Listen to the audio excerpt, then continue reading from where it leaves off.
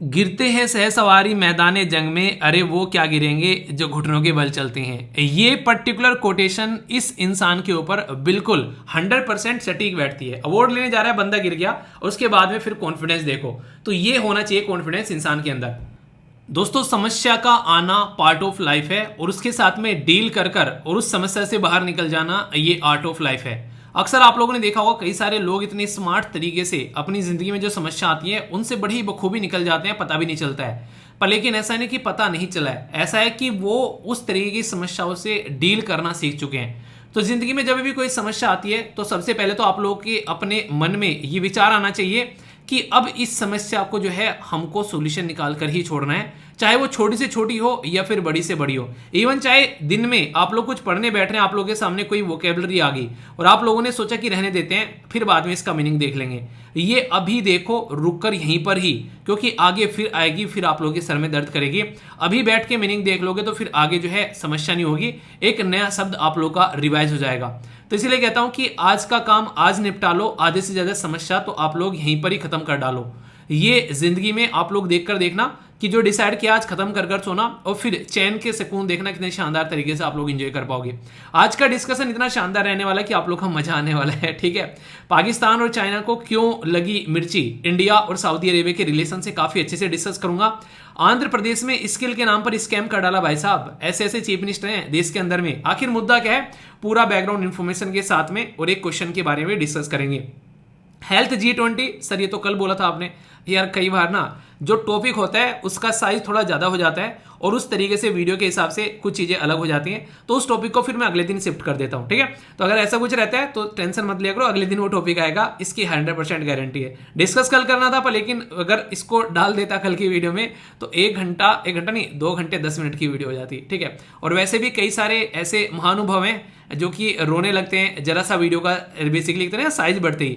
मतलब कहाँ जाओगे इतना टाइम सेव करके जो आप लोग पढ़ाई में से ही बचा रहे हो, ऐसा कौन सा डील या फिर बिजनेस कर रहे हो कि भाई साहब बस यहाँ से टाइम बच जाए, इसके बाद में तो फिर हर जगह बेसिकली अपना टाइम जो है वो इंजॉय करना है। मतलब पढ़ाई में से ही टाइम बचाना है। रियलिटी में यार इतना ज़्यादा बिजी शेड्यूल चल रहा है तो फिर कुछ और कर लो। अगर इस पर्टिकुलर वीडियो जो लगभग 1.5 घंटे की रहती है, आप लोगों को लगता है कि ये 1.5 घंटे से ज़्यादा आप लोग बैठ के खुद से काम कर सकते हो, तो फिर क्यों फालतू में टाइम वेस्ट करना है इसी वीडियो के साथ में। अपना हद से टाइम यूटिलाइज करो खुद से और देखो शानदार तरीके से अपना रिजल्ट लेके आओ। ठीक है, अगर आप लोगों से बोलूं आप लोगों को गाड़ी चलानी है डीजल पेट्रोल या इलेक्ट्रिक व्हीकल, तो कौन सी चलाओगे, डिटेल में डिस्कस करेंगे। 10% जीएसटी की बात की जा रही है, डीजल व्हीकल महंगे होने वाला है, ऐसा कुछ है क्या, जानेंगे। एक काफी शानदार बैटल ऑफ सारागढ़ी, इसके बारे में आप लोगों ने सुना होगा, पढ़ा होगा, नहीं पढ़ा है तो एक मूवी का डायलॉग याद होगा, चल झुट्टा, कौन सी मूवी है उसके बारे में बेसिकली बात करेंगे। नीपा वायरस जो है यहाँ पर अभी फिर से न्यूज में देखने को मिल रहा है, कौन से देश में सबसे पहले इन्फेक्शन फैला, जानेंगे सारी बातें। एक वाइल्ड लाइफ सेंचुरी के बारे में जानेंगे, क्यों न्यूज में, क्योंकि इसके अंदर में भी आप लोगों को फिशिंग कैट के बारे में जिक्र किया गया है, समझेंगे। HACGM क्या फुल फॉर्म पता है किसी को, इस्तानबुल में इसकी मीटिंग हुई और इंडियन कोस्ट गार्ड के द्वारा पार्टिसिपेट किया गया। बताइए जरा, आरबीआई का पायलट प्रोजेक्ट क्या है डिजिटल करेंसी को लेकर, समझेंगे। और international tribunal for law on seas क्यों न्यूज में है, ये भी हम लोग जानेंगे। जितनी सारी न्यूज होगी उसमें कई सारे क्वेश्चन होंगे और उन क्वेश्चन को आप लोगों को प्रैक्टिस करते हुए उनका आंसर देना है, क्योंकि आप लोगों को वीडियो के एंड में ये देखना है कितने क्वेश्चन का आंसर आप लोगों ने सही दिया है। ठीक है, इससे आप लोगों के अंदर कॉन्फिडेंस आएगा। और यहां पर भी आप लोगों के लगभग 7 क्वेश्चन देखने को मिलेंगे, ये 7 क्वेश्चन अलग है, बाकी अलग अलग आर्टिकल के अंदर भी क्वेश्चन है आप लोग के। तो जो भी क्वेश्चन होंगे डिटेल में सबको अटेम्प्ट करके बताना टोटल कितने मार्क्स आप लोग आए हैं। ठीक है, इसी के साथ में CSAT का एक क्वेश्चन होगा, इसी के साथ में एक अलग से नेशनल पार्क होगा और इसी के साथ में 5 नए शब्द आप लोग की वोकेबलरी में ऐड होंगे जो कि आप लोग की इंग्लिश को इंप्रूव करने का काम करेंगे। और कौन बनेगा आज का SLV कमांडो जो शानदार तरीके से आंसर देके जाएगा, इसका मुझे इंतजार है, देखता हूं कौन आज जो है सबसे शानदार तरीके से आंसर देता है या फिर देती है। ठीक है, बाकी कैसे रहा कल का दिन और आज के दिन को कैसे यूटिलाइज करने वाले हो, क्या आप लोगों ने डिसाइड कर लिया है। एक बच्चा कहता है कि सर डेली डेली बेइज्जती को करते हो पूछ पूछ के, बेइज्जती तो कहीं नहीं यार, इज्जत बनाकर तुम यहाँ पर ऑस्कर जीतोगे। अगर यहाँ पर बेइज्जती फील हो रही है तो इज्जत कहाँ बना रहे हो, मुझे ये बता दो बस 1 मिनट के लिए। अभी से ही बेइज्जती फील होने लगी होगी पढ़ाई के नाम पर, अपनी पढ़ाई पर फोकस करो, पढ़ाई से जितनी इज्जत मिलेगी और कहीं नहीं मिलने वाली है। टाइम वेस्ट कहीं करते रहना, उससे कुछ फायदा नहीं होने वाला है। और यहाँ से जो इज्जत मिलेगी ना वो आप लोगों की नहीं, आप लोगों के घर वालों की भी इज्जत बढ़ाएगी। आप लोगों के घर वाले जब बोलेंगे ना कोई बोलेगा कि वो आपका बच्चा है, तो आप लोग के घर वालों का सीना चौड़ा हो जाएगा कि यार हाँ, कम से कम और कुछ अच्छा किया है ना ज़िंदगी में, ना किया है, पर हाँ इसको पैदा करके बड़ा अच्छा काम किया है। तो वो चीज़ें फील करने की कोशिश करो। अगर आपका सिलेक्शन हो जाता है तो आप लोग अपने परिवार, एक जनरेशन चेंज करने वाले बन जाओगे। एक सरकारी घर में नौकरी हो ना तो इतना बैलेंस बना रहता है घर, जिसकी कुछ हद नहीं है, ये बात आप लोग ध्यान रखना। पर अगर लग रहा है कि नहीं मन करता पढ़ने में, तो फिर कुछ और देखो जाके, टाइम वेस्ट मत करो जिंदगी में। टाइम इतनी कीमती चीज है, इसको आज तक ना कोई खरीद पाया और ना कभी कोई खरीद पाएगा। तो इसलिए टाइम का मोल लगाओ और जिंदगी में अपनी जिंदगी को एक सही डायरेक्शन देकर जाओ, ठीक है। बड़ी ही शानदार बात बोली है। वैसे आज का डिसिप्लिन टेस्ट कैसा है बताना जरूर। और सबसे बड़ी बात यहां पर क्या है, सबसे बड़ी बात यह है कि डेली ये चीज करना आसान नहीं है। आप लोगों को मैंने बोला था, अगर बताइए किस किस के पास में है एसएलवी प्लानर। एसएलवी प्लानर आप में से कौन कौन भर रहा है, पहले तो मुझे ये बताइए, ठीक है। इससे पता चलेगा कि आप लोग कितने ऐसी चीजों को लेकर चल रहे हैं। एसएलवी प्लानर है यहाँ पर, कहाँ गए भैया, ये रहा, ठीक है। इसको आप लोग ध्यान से देखना और इसको भरना। आप लोग की जिंदगी ना सवर जाए तो मुझे बताना आकर। ये जाकर डाउनलोड कर लेना, टेलीग्राम पर है, यहाँ पर ऊपर ही पिन कर रखा है, आज फिर डाल दूंगा। इसमें अगर डेली आप लोग अपना टाइम, कितना घंटे आप लोग पढ़ रहे हो, कितना घंटा वेस्ट कर रहे हो, कितना इन्वेस्ट कर रहे हो, पानी कितना पी रहे हो, इसको भरकर देखो। जिंदगी में चेंज ना आना स्टार्ट हो जाए तो मुझे बताना। आप में से कितने भर रहे हैं जरा बताइए तो जरा, जिंदगी सवर जाएगी। एक बच्चा कह रहा है कि सर 6:30 बजे कुछ ज्यादा जल्दी नहीं हो जाती है वीडियो। मैं भी सोच रहा हूँ ज्यादा जल्दी हो जाती है, 9:30 बजे लाना स्टार्ट कर देता हूँ, ठीक है। शर्म तो नहीं आ रही होगी, सुबह 6:30 बजे भी आप लोगों को लेट लग रही है। वीडियो 4 बजे लेकर आया करता था, घर वाले आप लोगों से पहले उठ जाते हैं। मतलब एक हद हो रहा, एक हम नहीं कहते कि एक बदतमीजी की भी हद होती है। सुधर जाओ, सुधर, ठीक है। ये जिंदगी आप लोग की है, आप लोग ही सवारनी है। अगर नहीं सवारोगे तो फिर बर्बादी भी आप लोग की होगी, किसी और की नहीं होने वाली है। तो थोड़ा सा तो रहम कर लो अपने ऊपर मेरे दोस्त। आंखों में पानी रखो, होठों पे चिंगारी रखो, जिंदा रहना है तो तरकीबें बहुत सारी रखो। एक चीज के पीछे पड़कर कई बार क्या होता है, इंसान जो है जिंदगी बर्बाद कर बैठता है। कोशिश करो कि 1-2 चीज अपने पास में रखो। जैसे कि इसके लिए उदाहरण दे रहा हूं बड़ा आसान सा। कई सारे लोग बोलेंगे आप लोग की अपना पूरा फोकस 100% यूपीएससी पे लगा दो, सारी चीजें भूल जाओ, फलान ढिमकाना, मतलब ऐसी बातें कई सारे बोलते हुए नजर आएंगे। मैं भी बोलता हूं ये बातें, पर लेकिन वो एक सिस्टमैटिक वे में ही पॉसिबल है। जैसे यूपीएससी का आप लोग को अटेम्प्ट देना है, पहला अटेम्प्ट देना है, आप लोग को बेसिक तैयारी करनी है। उसमें आप लोग को अपने सारे सिलेबस को अच्छे से कवर कर लेना है। अगर अभी से तैयारी स्टार्ट किया तो पूरा 100% देना है। दूसरा अटेम्प्ट पूरा 100% देना है। तीसरा अटेम्प्ट जब आप लोग देने जाओ ना, उसके साथ में स्टेट पीसीएस लगाना स्टार्ट कर दो, क्योंकि इसके बाद में आप लोग अनस्टेबल होने स्टार्ट हो जाते हो। कई सारे अटेम्प्ट हो चुके हैं, घर वाले पैसे के देने के लिए भी चक करने लगते हैं, और भी कई सारे इशू होने लगते हैं जिंदगी में। तो आप लोग को बैलेंस बनाना आना चाहिए। तो तरकीबें बहुत सारी हो आप लोग के पास में चीजों को हैंडल करने की, ठीक है। राह के पत्थर से बढ़कर कुछ नहीं है मंजिल, रास्ते आवाज देते हैं, सफर जारी रखो। रुका हुआ पानी भी सड़ जाता है, ये बात ध्यान रखना, बस चलते रहना है। ये बात आप लोग अगर एक बार ठान लो तो फिर मंजिल तक पहुंचने से आप लोग कोई नहीं रोक सकता, है कि नहीं। फीडबैक जरूर दे दिया करो, 1 सेकंड लगती है, अपना प्यार दिखा दिया करो वीडियो को लाइक कर। और इसका 1 नंबर भी है आप लोग का डिसिप्लिन टेस्ट के अंदर में। ये भी एक डिसिप्लिन का काम है, क्योंकि आप लोगों में डेली बोलूं कि आप लोगों को घर में धूप बत्ती जलानी है। जो इंसान एक लाइक नहीं कर पा रहा है, वो क्या धूप बत्ती जलाएगा घर में। उसके लिए तो माचिस उठानी पड़ेगी, धूप बत्ती उठानी पड़ेगी, उसको जलाना पड़ेगा, उसको एक जगह सही जगह पे रखना पड़ेगा, और उससे पहले नहाना भी पड़ेगा। लग रहा है कि वो इंसान ये काम भी कर पाएगा, तो आलस बहुत बड़ा दुर्गुण है। एक छोटा सा काम होता है, अगर ये भी आप लोग करोगे, इससे फायदा क्या है, यूट्यूब भी इस वीडियो को रिकमेंड करेगा, और इससे क्या होगा, इससे आप लोगों को भी अपना पता रहेगा कि रेगुलर किस नंबर पर आप लोगों ने वीडियो देखी है, ठीक है ना। देखना, अपना नंबर देखना, जिस भी नंबर पर आप लोग वीडियो लाइक करते हो उस नंबर पर देखना, उससे पहले कितने सारे लोग वीडियो लाइक कर चुके हैं। तो कोशिश करो कि फर्स्ट नंबर आप लोगों को लेकर आना है, यानी कि जितनी जल्दी वीडियो निपटा दोगे आगे का दिन बड़ा शानदार जाएगा, क्योंकि सुबह सुबह काम खत्म हो जाएगा और कॉन्फिडेंस फील होगा। नहीं यकीन आ रहा तो कल करके देखो और फिर आकर बताना मुझे, तो आप लोगों को समझ में आ जाएगा। ओके दोस्तों, G20 के बाद में किन्हीं 2 देशों को सबसे ज्यादा मिर्ची लगी है, तो वो है पाकिस्तान और चाइना। पाकिस्तान को तो इसलिए बेचारा G20 का पार्टी नहीं है, तो उसको तो मिर्ची लगना लाजमी है, कोई पूछता ही नहीं है कि वो कहां पर पड़ा हुआ है। और चाइना को इसलिए मिर्ची लग गई क्योंकि चाइना G20 में आया नहीं, मतलब चाइना का जो मुखिया है वो नहीं आया, किसी और को भेज दिया। और उसके बाद भी G20 की जो सक्सेस है वो भाई साहब झंडे लहरा रही है। और आज की डेट में इंडिया की कनेक्टिविटी अलग अलग एरिया में, अलग अलग देशों के साथ में, अलग अलग प्रोजेक्ट के बारे में जो G20 के बाद जो बातें निकल कर आ रही है, उससे ये गर्मी और ज्यादा बढ़ जा रही है। अभी जो मैं आप लोगों से डिस्कस करने वाला हूं ना, उससे आप लोगों को यह पता चलेगा कि एक नॉर्मल इंसान की सोच में और एक लीडर की सोच में क्या फर्क होता है। एक नॉर्मल इंसान जो होता है वो सोचता है कि आज की जिंदगी बस इसी तरीके से कट जाए, आज सुबह उठा है और शाम तक उसका काम किसी तरीके से चल जाए। पर एक लीडर जो होता है वो आगे 5 साल, 10 साल, 20 साल या 50 साल का टारगेट लेके चलता है। उसी का एक जीता जाता उदाहरण है आप लोगों के सामने सस्टेनेबल डेवलपमेंट गोल। ये सस्टेनेबल डेवलपमेंट गोल 2015 में आए थे और 2015 में बैठ के ये सस्टेनेबल डेवलपमेंट गोल 2030 की बातें कर रहे हैं, यानी कि 15 साल बाद की बातें कर रहे हैं। और उन्हीं सस्टेनेबल डेवलपमेंट गोल को अचीव करने के लिए दुनिया में अलग अलग प्रोजेक्ट लगाए जा रहे हैं। अभी इसी की तर्ज पर चलता हुआ एक प्रोजेक्ट आप लोगों को देखने को मिल रहा है यहां पर इंडिया और सऊदी अरेबिया के द्वारा, जो अभी रिसेंटली स्ट्रेटेजिक पार्टनरशिप काउंसिल की बात की गई और खासकर एनर्जी प्रोजेक्ट की बात की जा रही है इंडिया और सऊदी अरेबिया के बीच में। सबसे ज्यादा मिर्ची पाकिस्तान को इससे इसलिए भी लगी क्योंकि बहुत लंबे समय से एक पाइपलाइन है जो ठंडे बस्ते में पड़ी हुई है, जिसको हम लोग बोलते हैं तापी पाइपलाइन। ये तापी पाइपलाइन इंडिया ने सोचा था यार पड़ोसी देश है, थोड़ा बहुत बदतमीज है, चलो कोई नहीं सुधर जाएगा, एक पाइपलाइन बिछा लेते हैं और आराम से काम चल जाएगा। तो तुर्कमेनिस्तान से होती है पाइपलाइन, ये अफगानिस्तान से होती हुई, पाकिस्तान से होती हुई हमारे देश के अंदर में एंट्री कर रही थी, पर लेकिन आज तक इस पाइपलाइन को जो है आगे बढ़ने नहीं दिया गया और उसमें बहुत बड़ा योगदान आप लोगों को पाकिस्तान और इंडिया के रिलेशन का देखने को मिलेगा। तो यहां से क्या था, यहां से चक्कर घूमना स्टार्ट हो गया और ये चक्कर घूम गया। अब बात की जा रही है इंडिया और सऊदी अरेबिया की कनेक्टिविटी के बारे में, और यहां पे एक पाइपलाइन बनने जा रही है जिसमें ये जो पाइपलाइन है इंडिया सऊदी अरेबिया के साथ में कनेक्ट करेगा।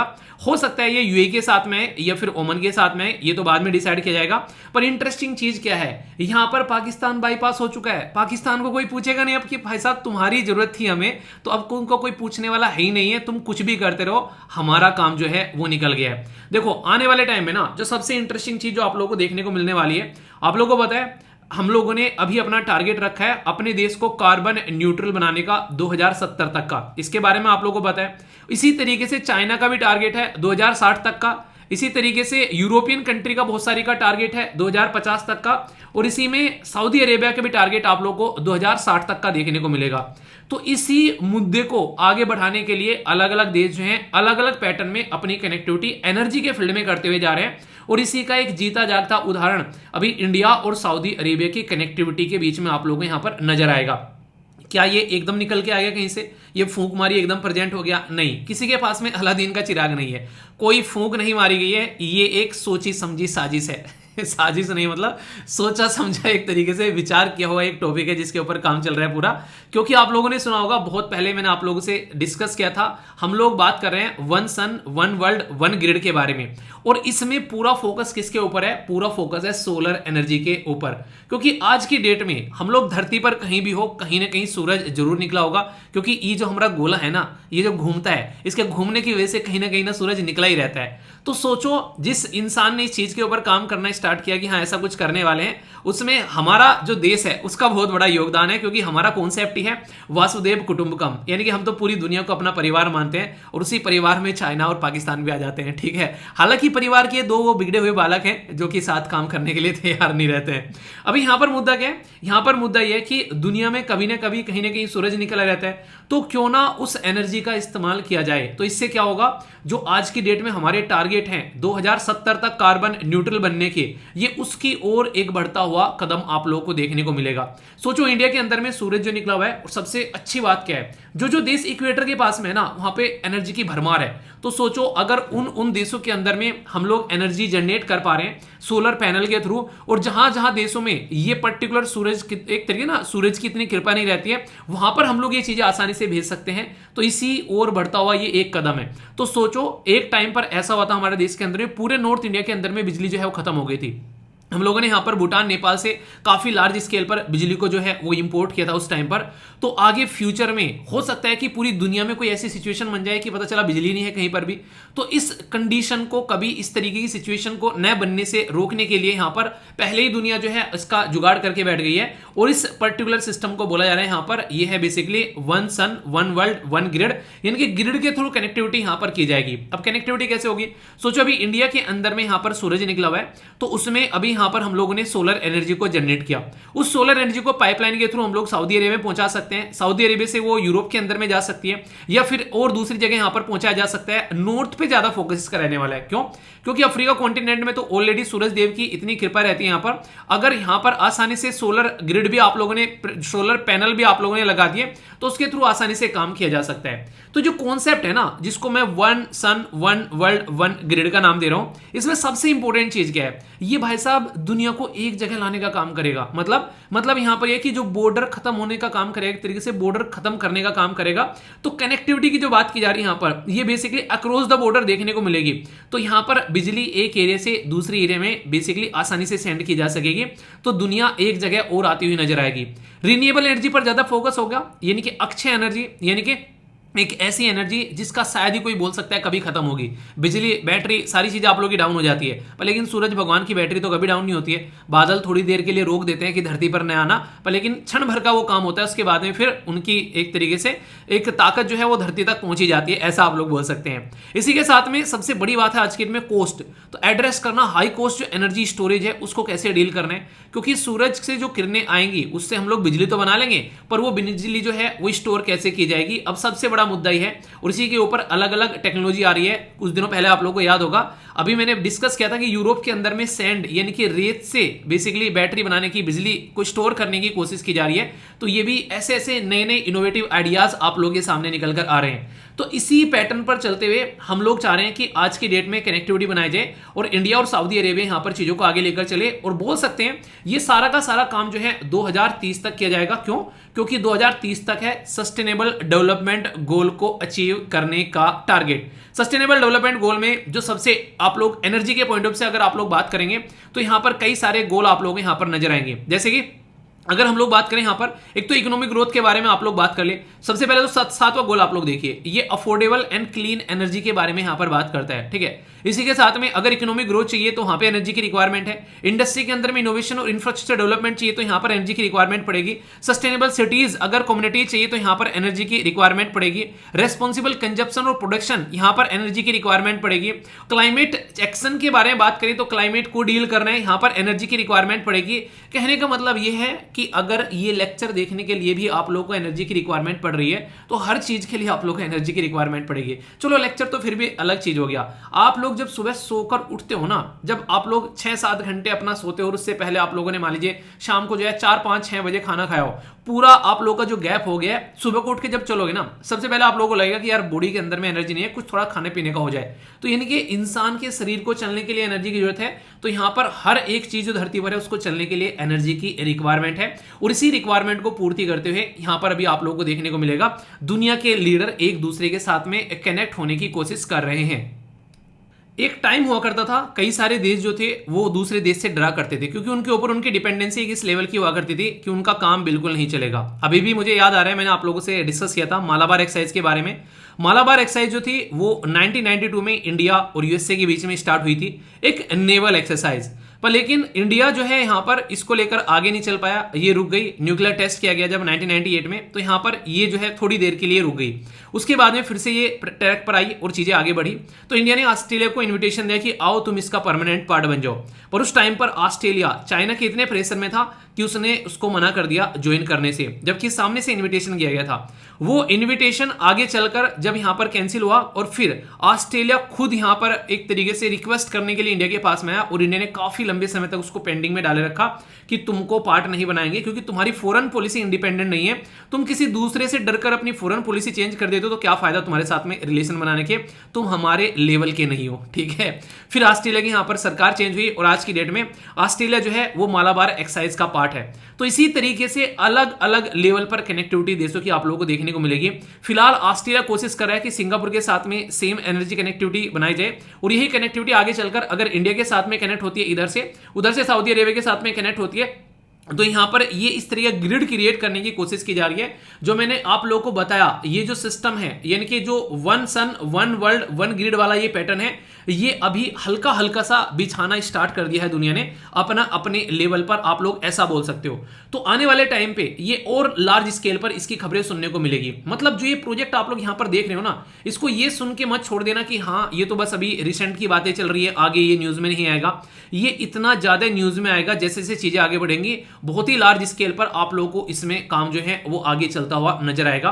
और इसी की डायरेक्शन को इंडिया और सऊदी अरेबिया ने अपने कदम एक तरीके से आगे फॉरवर्ड इसमें किए हैं। इंडिया सऊदी अरेबिया स्ट्रेटेजिक जो पार्टनरशिप जो काउंसिल है यहाँ पर, इसकी अभी जो मीटिंग आप लोगों को देखने को मिली वो भी इसी और इशारा करती हुई आप लोगों को नजर आई कि इंडिया और सऊदी अरेबिया मिलकर काम करेंगे, क्योंकि सऊदी अरेबिया एक एनर्जी रिच कंट्री आप लोग बोल सकते हो। यहां से हम लोग काफी लार्ज स्केल पर ऑयल जो है, गैस वो इंपोर्ट कर सकते हैं आसानी से, ये आप लोग समझ सकते हैं, ठीक है। और सऊदी अरेबिया की लोकेशन देखो आप लोग यहाँ पर, अगर देखें यहाँ पर, इधर भी आप लोग यहाँ पर ये वाला मैप देखिए, इधर आप लोगों को सऊदी अरेबिया अगर जाएंगे, इधर पर्शियन गल्फ हो गया, इधर रेड सी हो गया, इधर आएंगे तो अरेबियन सी हो गया। हालांकि बीच में यहाँ पर ये कंट्री पड़ रही है, पर लेकिन इंपॉर्टेंट क्या है कि आसानी से इसके पास में रास्ता है कनेक्टिविटी करने के लिए। अगर चाहे तो ये आसानी से बाहर के साइड में कनेक्टिविटी कर सकता है। जैसे हम लोग अफगानिस्तान में कनेक्टिविटी करने की कोशिश कर रहे थे तो पाकिस्तान से या तो परमिशन लेनी पड़ रही थी या फिर ईरान से परमिशन लेनी पड़ रही थी, पर लेकिन यहां पर अगर चाहे सऊदी अरेबिया तो आसानी से काम कर सकता है। हालांकि अभी भी यहां पर मिलकर काम करेंगे, जैसे ओमन के थ्रू अगर वो पाइपलाइन जाती है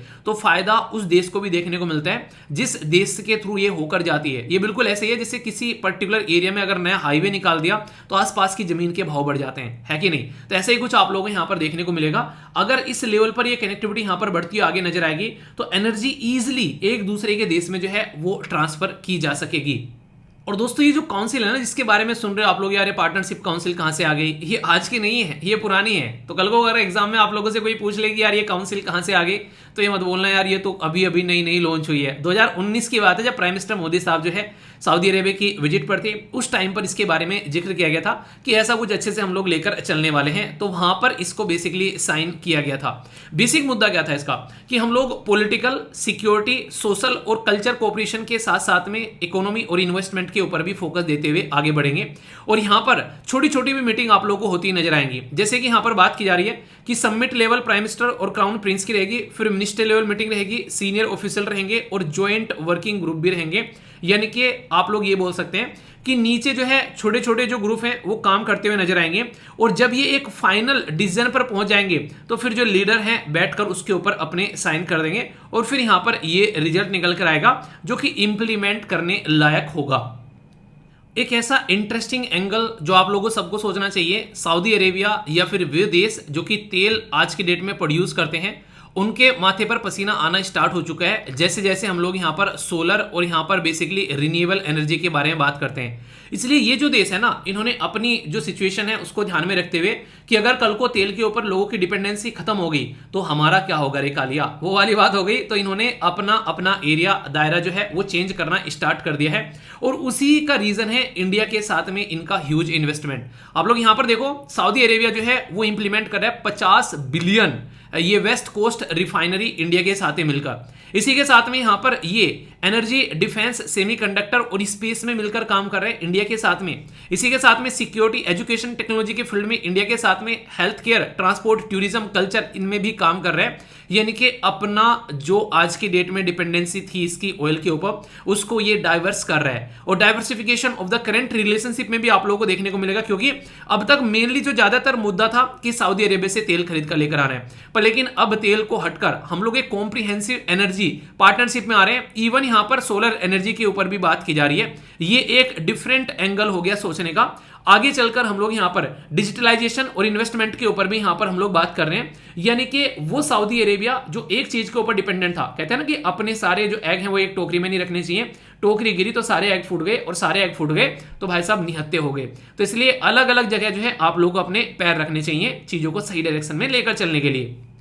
एक इंसान जब मेहनत करता है तो उसकी बॉडी बनती है, और ये बॉडी ऐसा नहीं कि इमीडिएटली बन जाएगी और आप लोग जो है खली बन जाओगे या फिर आप लोग आर्नोल्ड बन जाओगे, ये आराम आराम से बनेगी। तो ऐसे ही रिलेशनशिप जो है वो आराम आराम से स्टैब्लिश होती है, और यही आराम आराम आप लोग को यहाँ पर इस पर्टिकुलर रिलेशनशिप में देखने को मिलेगा। 2010 में जब हमारे देश के prime minister Manmohan Singh ji visit किए थे यहाँ पर इंडिया के अंदर में, तो वहां पर रियाद डिक्लेरेशन साइन किया गया था, जिसमें यहाँ पर बायलैटरल रिलेशनशिप को अपग्रेड करने की बात की गई स्ट्रेटेजिक पार्टनरशिप के तौर पर। यानी कि पहले जितना अच्छा था उससे और ज्यादा अपग्रेड किया गया, और अच्छे लेवल पर बैठ के बातें करेंगे दो दोस्त। फिर आगे 2016 में किंग सलमान के द्वारा, ये यहाँ पर काफी बड़ी बात होती है कि अपने देश का हाईएस्ट अवार्ड किसी देश के लीडर को दे देना, ये दिखाता है कि तुम्हारे साथ में हमारा याराना बहुत अच्छा है, तो ये दोस्ती हम नहीं तोड़ेंगे, तोड़ेंगे दम मगर तेरा साथ ना छोड़ेंगे। तो शोले मूवी वाला डायलॉग याद आ जाता है फिर यहाँ पर। तो ये सिचुएशन आप लोगों को देखने को मिली। इसी के साथ में अगर आगे आप लोग बढ़ोगे, क्राउन सलमान जो है जब इंडिया के अंदर में विजिट किए तो यहाँ पर फरवरी 19 में उनके द्वारा डिसाइड किया गया कि 100 बिलियन इंडिया के अंदर में इन्वेस्ट करेंगे, क्योंकि उनको एक ह्यूज अपॉर्चुनिटी यहाँ पर दिख रही थी। इसी के साथ में यहाँ पर आगे चलकर स्ट्रेटेजिक पार्टनरशिप काउंसिल की बात की गई, जो मैंने अभी आप लोगों से डिस्कस की, जिसके थ्रू अब ये सारी की सारी चीजें जो हैं वो इंप्लीमेंट की जानी है, और उन्हीं इंप्लीमेंटेशन की ओर ये बढ़ते हुए कदम है जो G20 के बाद में आप लोगों को सुनने को मिले हैं। एक लाइन जो इस स्लाइड में लिखी हुई है कई बार कंफ्यूज कर देती है, India is Saudi Arabia second largest trading partner, whereas Saudi Arabia is India's fourth largest trading partner. इस लाइन को पढ़कर आप लोगों के मन में क्या समझ में आता है? इंटरेस्टिंग चीज यहां पर आप लोगों को देखने को मिलेगी कि ये लाइन पढ़ने के बाद में अगर ढंग से आप लोग समझोगे तो सऊदी अरेबिया के लिए हम ज्यादा इंपॉर्टेंट है as compare to Saudi Arabia हमारे लिए इतना इंपॉर्टेंट है, ठीक है। तो ये बात बोला गया कि इंडिया जो है वो सऊदी अरेबिया के लिए यहाँ पर सेकंड लार्जेस्ट पार्टनर है, जबकि सऊदी अरेबिया हमारे लिए फोर्थ लार्जेस्ट पार्टनर है अगर ट्रेड के बारे में यहां पर बात करते हैं। एक्सपोर्ट यहां पर दिखाया गया है, ये डेटा मत रटना, ये बेसिकली दिखा दिया गया है ताकि आप लोगों को अंदाजा लग सके। सऊदी अरेबिया जो है वो 18th लार्जेस्ट इन्वेस्टर है अगर बात करें पुराने कुछ डेटा के बाद में मार्च 2022 के, और इंडिया जो है यहां पर अभी ये अप्रोक्सीमेट 2 बिलियन की बात इसको इन्वेस्टमेंट के बारे में बात की जा रही है एनर्जी और दूसरे कई सारे और एरिया में। जो सबसे इंटरेस्टिंग बात है ये है डिफेंस के बारे में भी अगर बात करेंगे तो नेवल एक्सरसाइज ये है अल मोहम्मद अल हिंद। तो कोई पूछे आप लोगों से या सऊदी अरेबिया के रिलेशन के बारे में लिखने के लिए आ जाए तो ये एक्सरसाइज आप लोग जरूर याद रखना। 7% जो पॉपुलेशन है सऊदी अरेबिया की वो इंडियन है, ये आप लोग समझ सकते हैं। और सबसे इंटरेस्टिंग चीज क्या है आप लोगों को पता है, हमारे संविधान के अंदर में पार्ट 3 में फंडामेंटल राइट है, अपने अपने रिलीजन को हम लोग एंजॉय कर सकते हैं। आर्टिकल 12 से लेके आर्टिकल 35 तक का फंडामेंटल राइट में हम लोग आर्टिकल 25 से लेके आर्टिकल 28 तक यहां पर बात करते हैं बेसिकली राइट टू रिलीजन के बारे में। तो इसलिए हमारे देश में अलग अलग रिलीजन के लोग रहते हैं और उनको हमारी सरकार जो है अलग अलग तरीके से सपोर्ट भी करती है। उसी का एक तरीका आप लोगों को देखने को मिल रहा है जब हमारे देश की साइड से यहां पर बेसिकली रिक्वेस्ट की गई सऊदी अरेबिया से, तो उनके द्वारा 24,975 ये 2019 में ये इसको बढ़ाकर अभी आप लोगों को देखने को मिलेगा टोटल जो हज का कोटा हो गया है इतना इंक्रीज किया गया। तो अब 2 लाख इंडियन हर साल यहां पर हज जो है अपनी परफॉर्म कर सकते हैं सऊदी अरेबिया में जाकर। तो ये बहुत ही बड़ी बात है। और यहां पर हम लोगों ने भी कोविड-19 के टाइम पर साथ नहीं छोड़ा, क्योंकि हम तो वही दोस्त हैं जो कि भाई साहब दोस्ती मरते दम तक निभाते हैं। तो आप लोग देखते हैं कि इंडिया ने 4.5 मिलियन कोविशील्ड की जो वैक्सीन है वो यहां पर सऊदी अरेबिया को प्रोवाइड कराई थी कोविड-19 के टाइम पर। उस टाइम पर जब यूएसए जैसे देश ने भी पलटी मार ली थी कि भाई साहब पहले हम लोग अपने आप को 1 dose 2 dose 3 dose booster dose tripster dose पता नहीं कौन कौन सी डोज दे दी पर दुनिया को दवाई नहीं बांटी। और उस टाइम पर हमारे देश ने अपने देश के अंदर भी ये बोलने लगे थे लोग कि हम लोग अपने देश के बारे में सोच नहीं रहे, दुनिया को दवाइयां बांट रहे हैं, ठीक है। हमारे लोगों को नहीं मिली फिर भी हम लोगों ने दूसरों को दवाइयां दी। तो ये हमारी दरिया दिली का उदाहरण उस टाइम पर देखने को मिला दुनिया के सामने। तो अपने आप में काफी बड़ी बात थी, ठीक है। तो ये सारी के सारे पॉइंट्स जो हैं ये आप लोगों को एक हल्का सा आइडिया होना चाहिए, रटनी कुछ नहीं है। अंडरस्टैंडिंग अगर आप लोग की डेवलप होगी तो कुछ लिखने के लिए आएगा तो अच्छे से आप लोग लिख भी पाओगे, ठीक है। टॉपिक कितना इंपॉर्टेंट है उसको समझने के लिए एक तो एनर्जी के बारे में बात की जा रही है। तो एनर्जी के बारे में जब आप लोग बात करेंगे तो आप लोग देख सकते हैं 2017 में डायरेक्ट यूपीएससी ने क्वेश्चन पूछा इसके बारे में। तो एक क्वेश्चन हिंदी और इंग्लिश में दोनों में है। तो आप लोग देख सकते हैं कि एनर्जी सिक्योरिटी इंडिया के लिए कितनी इंपॉर्टेंट है और इसमें वेस्ट एशियन नेशन जिसमें सऊदी अरेबिया भी है वो कितना इंपॉर्टेंट रोल प्ले करता है, यहां से आप लोग अंदाजा लगा सकते हैं। और सऊदी अरेबिया एग्जाम के पॉइंट ऑफ से प्रीलिम्स के पॉइंट ऑफ से देखो तो 2016 में क्वेश्चन देखो आप लोग यहां पर गल्फ कोऑपरेशन काउंसिल में पूछ लिया कि कौन मेंबर नहीं है। G20 के पूछ लेते कौन मेंबर है, आगे चल के G7 के पूछ सकते हैं कौन मेंबर है। इसी तरीके से जो ग्रुप हैं जैसे आसियान, अभी ब्रिक में नए नए मेंबर जुड़े हैं, बताइए कौन कौन से मेंबर अभी ब्रिक के अंदर में नए जुड़े हैं। और यहां पर साउथ अफ्रीका कब जुड़ा था। तो ये सारे वो छोटे छोटे क्वेश्चन हैं जो आसानी से आप लोगों से बन सकते हैं। तो ईरान, सऊदी अरेबिया, ओमन या कुवैत, सही आंसर क्या है? तो सही आंसर है यहां पर ईरान। एक्सप्लेनेशन यहां पर है, कोई भी टेंशन लेने की जरूरत नहीं है। हेडक्वार्टर इसका सऊदी अरेबिया में है। तो गल्फ कोऑपरेशन काउंसिल के बारे में कोई पूछे तो बेसिक इंफॉर्मेशन है, यानी कि एक ऑर्गेनाइजेशन भी आप लोगों की तैयार हो गई है, ठीक है। एक और क्वेश्चन जिससे कि आप लोग इस टॉपिक को और कंठस्थ कर सको, क्योंकि पढ़ना और पढ़ने के बाद में क्वेश्चन अटेम्प्ट करने में यही फायदा रहता है कि चीजों को आप लोग लंबे समय तक याद रख पाते हो। इंडिया और सऊदी अरेबिया के रिलेशन के बारे में क्वेश्चन बन सकता है, क्यों? ऑलरेडी इंडिया और वियतनाम के क्वेश्चन पूछे जा चुके हैं प्रीलिम्स के अंदर में। तो इंडिया और सऊदी अरेबिया सेकंड लार्जेस्ट, जो मैंने लाइन पढ़ी थी वही बात यहां पर बोली गई है। सही है या फिर गलत है बताइए। दूसरा, India third largest crude and petroleum product यहां पर सोर्सिंग है, यहां पर डेस्टिनेशन अगर 2022-23 के बारे में बात करें। Two edition of bilateral exercise Al Mohammed Al Hind, ये देखने को मिला यहां पर। इसी के साथ में 2022-23 में यहां पर इंडिया और सऊदी अरेबिया का जो ट्रेड है ये ऑल टाइम हाई 52.75 बिलियन देखने को मिला। तो करेक्ट स्टेटमेंट कौन सी है ये आप लोग को बतानी है। वीडियो को पॉज कर अटेम्प्ट कर लिया करो, भगदड़ी नहीं मचानी है। कहां जाओगे अभी यहां पर शांति में थोड़ा सुन लो तो लंबे समय तक याद रख पाओगे। सऊदी अरेबिया जो है वो ओनली कंट्री है इन द मिडिल ईस्ट जो कि शेयर करता है border with the Persian gulf और रेड सी के साथ में। जो मैप में आप लोगों को दिखा रहा था ना बार बार, उसका यही पर्पस था ताकि ये क्वेश्चन आप लोगों से पूछ सको।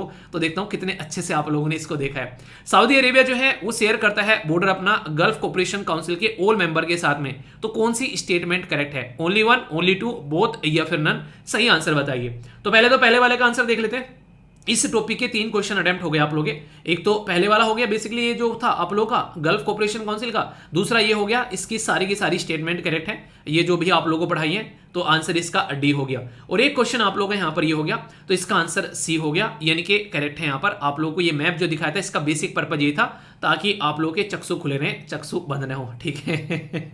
तो कैसा लगा टॉपिक? फीडबैक जरूर देना। एक टॉपिक नहीं था, कई सारे टॉपिक थे। वन सन वन ग्रिड के बारे में बात कर ली, गल्फ कोऑपरेशन काउंसिल के बारे में बात कर ली, इसी के साथ में सस्टेनेबल डेवलपमेंट गोल के बारे में भी बात कर ली, और जो रिसेंटली अभी डेवलपमेंट हो रहे हैं यहाँ पर इंडिया और सऊदी अरेबिया के रिलेशन में उसके बारे में बात कर ली। मैप बेस्ड क्वेश्चन भी आप लोग के हो गए यहाँ पर। तो इसको कहते हैं चीजों को ढंग से पढ़ाई करना, ठीक है। तो पढ़ना है तो पढ़ो और नहीं पढ़ना है तो मत पढ़ो। मतलब जो करो ढंग से करो, जहां रहो 100% रहो, फिर देखो रिजल्ट भी 100% ही आएगा।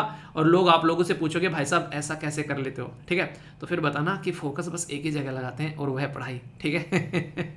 तो कैसा लगा जरूर बताना, फीडबैक जरूर देना, लाइक या डिसलाइक कर आप लोग बता सकते हैं, ठीक है। और आंसर लिखने की कोशिश जरूर करना। बाकी इस कोर्स के लिए इतना इंथुजियाज्म आप लोगों ने दिखाया, मैं इतना एक्सपेक्ट नहीं कर रहा था, मतलब हद ही हो गई। 15 मिनट के अंदर अंदर जो है आप लोगों ने जो है, मैंने बोला था ना कि चीज़ें बेसिकली इतना हुआ तो चीज़ें इंक्रीज हो जाएंगी। 15 मिनट के अंदर हो गया था, पर फिर भी यहाँ पर मैंने टीम को बोल दिया कि इसको रोक देना, ठीक है। जो ऑटोमेटिक अपडेट था उसको रोक दिया। उसके पीछे रीज़न ये था, मैं नहीं चाह रहा था कि, मैंने कहा जो बच्चे स्टार्टिंग में एडमिशन लेना चाह रहे हैं एटलीस्ट उनका एडमिशन हो जाए, क्योंकि ये जो इतने सब्जेक्ट यहाँ पर कवर हो रहे हैं ना, ये सिस्टमेटिक वे में आप लोगों को सारी रिकॉर्डेड फॉर्म में वीडियो देखने को मिलेगी, ताकि फटाफट अपने सब्जेक्ट को आप लोग निपटा सको। अभी 2 सब्जेक्ट अपडेट हो गए यहाँ पर। कल जो था आप लोग का एप्टीट्यूड जो है पूरा अपडेट हो चुका है। आज जो है आप लोगों का बायोलॉजी जो है पूरा अपडेट हो जाएगा, 11 बजे आप लोग का पब्लिक हो जाएगा, ठीक है। तो जल्दी आप लोग के सारे सब्जेक्ट जो है यहाँ पर पब्लिश कर दिए जाएंगे। आप लोग के फटाफट सिलेबस को निपटाओ, जो भी पास में एग्जाम होता है उसको कंप्लीट करो और अपनी लाइफ को जो है वो एंजॉय करो, ठीक है। कल जो था इसका प्राइस जो था मैंने बताया था आप लोगों को, वो था 399, ठीक है। इसका प्राइस थोड़ा सा रोके रखा, मुझे पता था कि जल्दी आप लोग इस चीज को कंप्लीट कर दोगे। फिर इसका प्राइस जो है वो लगभग शाम को 8 या 9 बजे, ठीक है। तो इसका प्राइस बढ़ा दिया था, ठीक है। अब इसका प्राइस जो है वो हो गया 499, ठीक है। और ये लिमिटेड रहना है, क्योंकि ये जितना चीजें प्रोवाइड कराई जा रही है, ये इसका जो प्राइस मैंने आप लोगों को बताया था, नॉर्मली 15,000 लोग जो है इसके ले रहे हैं, ठीक है। पर लेकिन यहाँ पर 10,000 इसका प्राइस रखा गया है। फिलहाल अभी यहाँ पर 499 है। ये जैसे ही यहाँ पर इसके अंदर 1000 एक्स्ट्रा ऐड हो जाएंगे, ये प्राइस जो बढ़कर आप लोगों का 599 हो जाएगा, ठीक है। पहले 3 था, अब ये इस बात की मैं गारंटी दे रहा हूँ, ये लिख लेना कहीं पर, ये 399 ये इस कोर्स के लिए आप लोग को कभी नहीं मिलने वाला है, ठीक है। ये बस एक अपॉर्चुनिटी थी गरी, अभी फिलहाल ये है। अगर ये भी चली गई तो फिर ये वाला प्राइस भी आप लोगों को कभी नहीं मिलने वाला है। तो जिसको लग रहा था कि सर थोड़ा सा कम प्राइस होना चाहिए, तो वो आप लोग यहाँ पर इसको देख लेना, फिर बाद में मुझे मत बोलना कि सर हाँ ऐसा कुछ रह गया, ठीक है। अब फिलहाल 499 है। और जिसको बेसिकली SLV के पुराने कोर्स किसने खरीद रखे हैं, तो वो SLV 50 यूज करना, जिससे कि आप लोगों को 50% डिस्काउंट मिलेगा। जो पहले 2000 था अब 2500 हो गया। अब यहाँ पर जैसे आगे बढ़ेगा ये इसी तरीके से आप लोग का जो ये 50% भी बढ़ता रहेगा, ठीक है। तो ये है अब फिलहाल, ये पहले 399 से 499 हो गया है, ठीक है। अब ये जैसे ही कंप्लीट हो जाएगा टास्क, जैसे यहाँ पर अलग एडमिशन हो जाते हैं, जितने यहाँ पर इसका लिमिट रखी गई है, तुरंत ये आप लोग का 599 हो जाएगा, ठीक है। और यहाँ पर ये सारे के सारे सब्जेक्ट जो है आप लोगों को मिलने वाले हैं। जैसा मैंने आप लोगों को बताया था, अकाउंटेंसी, इंडस्ट्रियल रिलेशन, ये समझ रहे हो, ये ऐसी चीजें हैं कि आप लोग आगे भी इनको यूज कर सकते हो आसानी से। 1 साल की ड्यूरेशन आप लोगों को देखने को मिलेगी, फटाफट सारे सब्जेक्ट निपटा सकते हो, इवन स्टैटिक जीके भी इसके अंदर में, समझ रहे हो आप लोग यहाँ पर। तो सारी चीजें आप लोगों के सामने, इंग्लिश, रीजनिंग, मतलब क्या नहीं है इसके अंदर मुझे ये बता दो, तो आप लोग सारी चीजें आप लोग के लिए सिस्टमेटिक में इसको अच्छे से एंजॉय आप लोग कर सकते हैं, ठीक है। बाकी कोई भी डाउट हो, कोई भी दिक्कत, समस्या, परेशानी हो तो यहाँ पर आके लिखना। 11 बजे आज दूसरा सब्जेक्ट जो है वो पब्लिश हो जाएगा, कंप्लीट सब्जेक्ट, ऐसा नहीं कि एक एक वीडियो आएगी यहाँ पर, ठीक है। मैं चाहता हूँ कि जो भी ले वो फटाफट अपने सिलेबस को निपटाए, और जो भी आप लोग वनडे टाइप एग्जाम की तैयारी करें उसको देखा रहे। एक बच्चा कह रहा है कि सर ये तो यूपीएससी के लिए हो गया क्या? यूपीएससी के लिए दूसरा कोर्स है, उसके साथ में इसको कंफ्यूज मत करना, मैं बता रहा हूँ। जब आप लोग यहां पर जाओगे तो यूपीएससी वाला ये फाउंडेशन कोर्स है, ये बेसिक कोर्स है वनडे टाइप एग्जाम की, अगर आप लोग तैयारी कर रहे हैं, ठीक है। यहां पर यूपीएससी की बात की जा रही है, तो दोनों को कंफ्यूज मत करना आप लोग, ये बता रहा हूं। और सीसेट का ये अलग चीजें हैं, ये बेसिकली ये तो ऐसा है कि आप लोग एक तरीके से, जैसे 12वीं 1वीं किसी बच्चे ने की है, ठीक है, 12th करके आया, तो उसको अपना बेस तैयार करना है, तो एक बहुत ही शानदार इतने लेवल का बेस तैयार हो जाएगा कि कोई भी वनडे टाइप एग्जाम देने बैठेगा ना, इवन सीजीएल टाइप का, कोई बैंकिंग टाइप का, कोई मतलब जो भी आप लोग तैयारी करें, इवन कई सारे बच्चे इसको स्टेट पीसीएस के लिए ले रहे थे, ठीक है, जब मैंने आप लोगों को बताया था। तो इसके अंदर सारा बेसिकली चीजें आप लोगों को देखने को मिलेगी, रिकॉर्डेड फॉर्म में रहेगी, पहले बता रहा हूं। जिसको भी लेना है देख लेना, फटाफट आप लोग अपना सिलेबस निपटा सकते हैं बैठ के, जो भी लेक्चर आप लोगों को निपटाने, इंतजार नहीं करना पड़ेगा कि वो लेक्चर आ जाएगा कल आएगा, ठीक है। दोस्तों काफी पहले की बात है, लगभग 2017 की, मैं एक बार न्यूज़ पेपर पढ़ रहा था, तो उसमें एक न्यूज़ आई कि साउथ कोरिया के फॉर्मर प्राइम मिनिस्टर जो हैं वो उनको अरेस्ट कर लिया गया। मतलब फॉर्मर प्राइम मिनिस्टर, पोस्ट समझ रहे हैं आप लोग यहाँ पर, तो इस तरीके के पर्सन को अरेस्ट कर लेना करप्शन के चार्जेस में, तो ये बहुत बड़ी बात है, यानी कि प्राइम मिनिस्टर को अरेस्ट कर लेना। तो इसका मतलब यह है कि करप्शन को लेकर टॉलरेंस उस पर्टिकुलर कंट्री में काफ़ी कम है, यानी कि करप्ट अगर प्राइम मिनिस्टर भी होगा तो उसको भी जेल के पीछे डाला जाएगा। तो वही कंडीशन अभी यहाँ पर याद आई जब यहाँ पर आंध्र प्रदेश के फॉर्मर चीफ मिनिस्टर को अरेस्ट कर किया गया, और वो भी किस में, यहाँ पर एक स्किल डेवलपमेंट कोर्स के अंदर में। मतलब सबसे बड़ी जो घटिया चीज मुझे यहाँ पर देखने को मिली इस पर्टिकुलर स्कैम के अंदर में, कई सारे स्कैम देश के अंदर में निकल कर आते हैं। जैसे बिहार का आप लोगों ने देखा, लालू प्रसाद यादव साहब को जेल में डाला गया, वो चारे स्कैम के, यानी कि वो डांगा ढोरों का चारा खा गए समझ रहे हैं आप लोग, यहाँ पर नेता जो है किस किस लेवल पे जाके काम करते हैं। अभी यहाँ पर इन्होंने जो काम किया है वो थोड़ा सा मुझे इसलिए इरिटेट किया, क्योंकि एक तो आज के डेट में बेरोजगारी वैसे ही ज़्यादा, आप लोग समझ रहे हैं कितनी ज़्यादा अनएम्प्लॉयमेंट देखने को मिल रही है, और उस पर एक लीडर जो है अनएम्प्लॉयमेंट लोगों को स्किल प्रोवाइड कराने का एक सिस्टम, एक स्कीम लॉन्च करता है और बोलता है कि सबको यहाँ पर स्किल प्रोवाइड कराई जाएगी। और जब रियलिटी में ग्राउंड लेवल पर जाकर चेक किया जाता है तो किसी को कोई स्किल वगैरह कहीं मिल ही नहीं रही है। समझ रहे आप लोग यहाँ पर, मतलब जुगाड़ कैसा किया, अब आप लोग समझिएगा। थोड़ा सा बात की जा रही है आंध्र प्रदेश के बारे में। आंध्र प्रदेश को कितने राज्य टच करते हैं हमारे देश के, ये आप लोगों को बताना है, क्योंकि कई बार कई सारे बच्चे जो हैं वो कंफ्यूज हो जाते हैं। किसको लेकर बताइए, किसको लेकर? छत्तीसगढ़ को लेकर, ठीक है। तो देखता हूं कौन सही बता पाता है। अभी इंपॉर्टेंट मुद्दा समझिए आप लोग यहाँ पर। आंध्र प्रदेश के जब चीफ मिनिस्टर थे यहाँ पर बेसिकली जो चंद्रबाबू नायडू साहब, ये एक प्रोजेक्ट लेकर आते हैं और उसमें बात करते हैं कि मैं स्किल प्रोवाइड कराऊंगा जो अनएम्प्लॉयड यूथ है, यानी कि वो यूथ जिनके पास में कोई ना तो पढ़ाई है, तो उनको स्किल अगर मिल जाएगी, कोई इलेक्ट्रीशियन बन जाता है, कोई बढ़ाई बन जाता है, कोई मैकेनिक्स बन जाता है, तो एटलीस्ट वो अपनी रोजी रोटी इंसान चला पाएगा। तो इस तरीके का एक पर्टिकुलर प्रोजेक्ट लेकर यहाँ पर आए। ये प्रोजेक्ट की जो टोटल कॉस्ट बताई जा रही है वो थी यहाँ पर 3,356 करोड़ रुपए। 3,356 करोड़ रुपए का ये प्रोजेक्ट था। तो ये प्रोजेक्ट जो है, मान लीजिए अभी मैं बोलूं कि मेरे पास में जो है आज की डेट में 50,000 रुपए हैं, और 50,000 रुपए जो है मैं आप में से किसी भी 5 बच्चों को डिस्ट्रीब्यूट करूंगा, और वो 5 बच्चे जो हैं जहां जहां पर भी आप लोग रहते हैं वहां पर अगर कोई भी आप लोगों को कोई ऐसा बच्चा दिखे जो कि रिक्शे वाले का है या फिर कोई झाड़ू लगाने वाले का है सड़कों पर, इस तरह का कोई भी बच्चा, और वो माँ बाप के साथ में ऐसे ही घूम रहा है, वो पढ़ाई नहीं कर रहा है, तो आप लोगों को उनको क्या करना है, एजुकेशन प्रोवाइड करानी है, उनको कहीं पर एडमिशन वगैरह कर देना, उनको किताब वगैरह दिला देना। तो ये क्या हो गया, ये हो गया एक सही तरीके से पैसे का यूटिलाइजेशन करना। पर लेकिन मैं क्या करूं, यहाँ पर जिन लोगों को ये पैसे दिए गए वो सारे के सारे लोग जो हैं कोई इंडिपेंडेंट इंसान ना होकर वो सारे के सारे मेरे दोस्त हैं, और मैंने उनको पैसे दे दिए और बोला कि अरे जितना खर्च करना है कर लेना, बाकी पॉकेट में लगाना, कोई नहीं देख रहा है कौन क्या कर रहे हो, और बाकी का एंजॉय करते हैं, ठीक है। तो यहाँ पर ये सेकंड वाला काम किया गया। मतलब यहाँ पर कहाँ से सॉफ्टवेयर आ रहे हैं, कहाँ से कंप्यूटर आ रहे हैं, ये सारी की सारी जो भी सॉफ्टवेयर थे, कंप्यूटर थे या दूसरे जो स्किल सेंटर यहाँ पर डेवलप किए जाने थे, इसके लिए टोटल 5 कंपनी ऐसे थी जिनके खाते में लगभग 241 करोड़ रुपए मतलब चंद दिनों के अंदर में जो है वो ट्रांसफर कर दिए और उनसे बेसिकली इनवॉइस भी ले लिए। इनवॉइस का मतलब क्या होता है, जब भी आप लोग कोई कोर्स खरीदते हो तो उस पर बाकायदा लिखा रहता है कि ये इस पर्टिकुलर प्रोडक्ट का प्राइस है, यहाँ पर ये इसके ऊपर जीएसटी लगा हुआ है और यहाँ पर ये पर्टिकुलर इसका टोटल चार्जेस हो गया। तो वो आप लोगों के पास में एक स्लिप जनरेट होकर आती है, तो वो बाकायदा स्लिप जनरेट भी कर दी गई कि हाँ इन कंपनियों से प्रोडक्ट खरीदे गए हैं, यानी कि इन कंपनियों से सॉफ्टवेयर खरीदे गए हैं, इन कंपनियों से कंप्यूटर खरीदे गए हैं, क्योंकि स्किल डेवलपमेंट का कोर्स यहाँ पर प्रोवाइड कराना है। पर इन रियलिटी में जब ग्राउंड लेवल पर देखा गया तो कोई भी ऐसा ना तो प्रोडक्ट मिला, ना ही कोई भी ऐसा यहाँ पर सिस्टम मिला और यहाँ पर ये सारा का सारा पैसा जो है वो जब्त कर दिया गया। और इसी के टाइम पर यहाँ पर जब ये सारी हरकतें चल रही थी, ऐसा नहीं कि ये सारी हरकतें कोई देख नहीं रहा था, देखे जा रहे थे इस टाइम पर। उस टाइम पर अपोजिशन में जो लीडर बैठे हुए थे उनके द्वारा इसके ऊपर क्वेश्चन मार्क भी उठाया गया था। पर आप लोगों को पता है जब आप लोग पावर में होते हैं तो आप लोगों का कोई जो है वो कुछ भी नहीं बिगाड़ पाता है। पर यहाँ पर अभी ये एक अच्छी चीज देखने को मिली कि फिलहाल के टाइम पर इनको रिलीफ तक देने से मना कर दिया गया कोर्ट के द्वारा, 14 डे की जुडिशियल रिमांड पर भेज दिया गया यहाँ पर इस पर्टिकुलर जो यहाँ पर basically anti corruption bureau court के द्वारा इस पर्टिकुलर केस के अंदर में। तो ये काफी अच्छा लगा मुझे देखने के बाद में कि कम से कम एटलीस्ट आगे से अगर कोई भी चीफ मिनिस्टर जो होगा वैसी हरकतें करेगा तो उसको करने से पहले सोचेगा कि कोई न्यू गवर्नमेंट अगर आएगी पावर में तो तुम्हारे पुराने चिट्ठे जो है वो निकाल कर सामने रखेगी।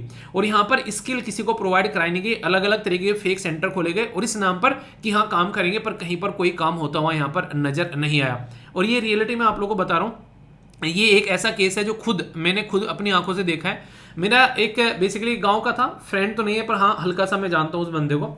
वो बंदे को गांव में से उठा के ले गया मेरे ही गांव का एक साहूकार टाइप का आदमी, जो कि उस पर्टिकुलर डिस्ट्रिक्ट के अंदर में यानी कि मेरे डिस्ट्रिक्ट के अंदर में उस पर्टिकुलर डिस्ट्रिक्ट यानी कि मेरे डिस्ट्रिक्ट के अंदर में डीएम के साथ मिलकर उसने काम किया।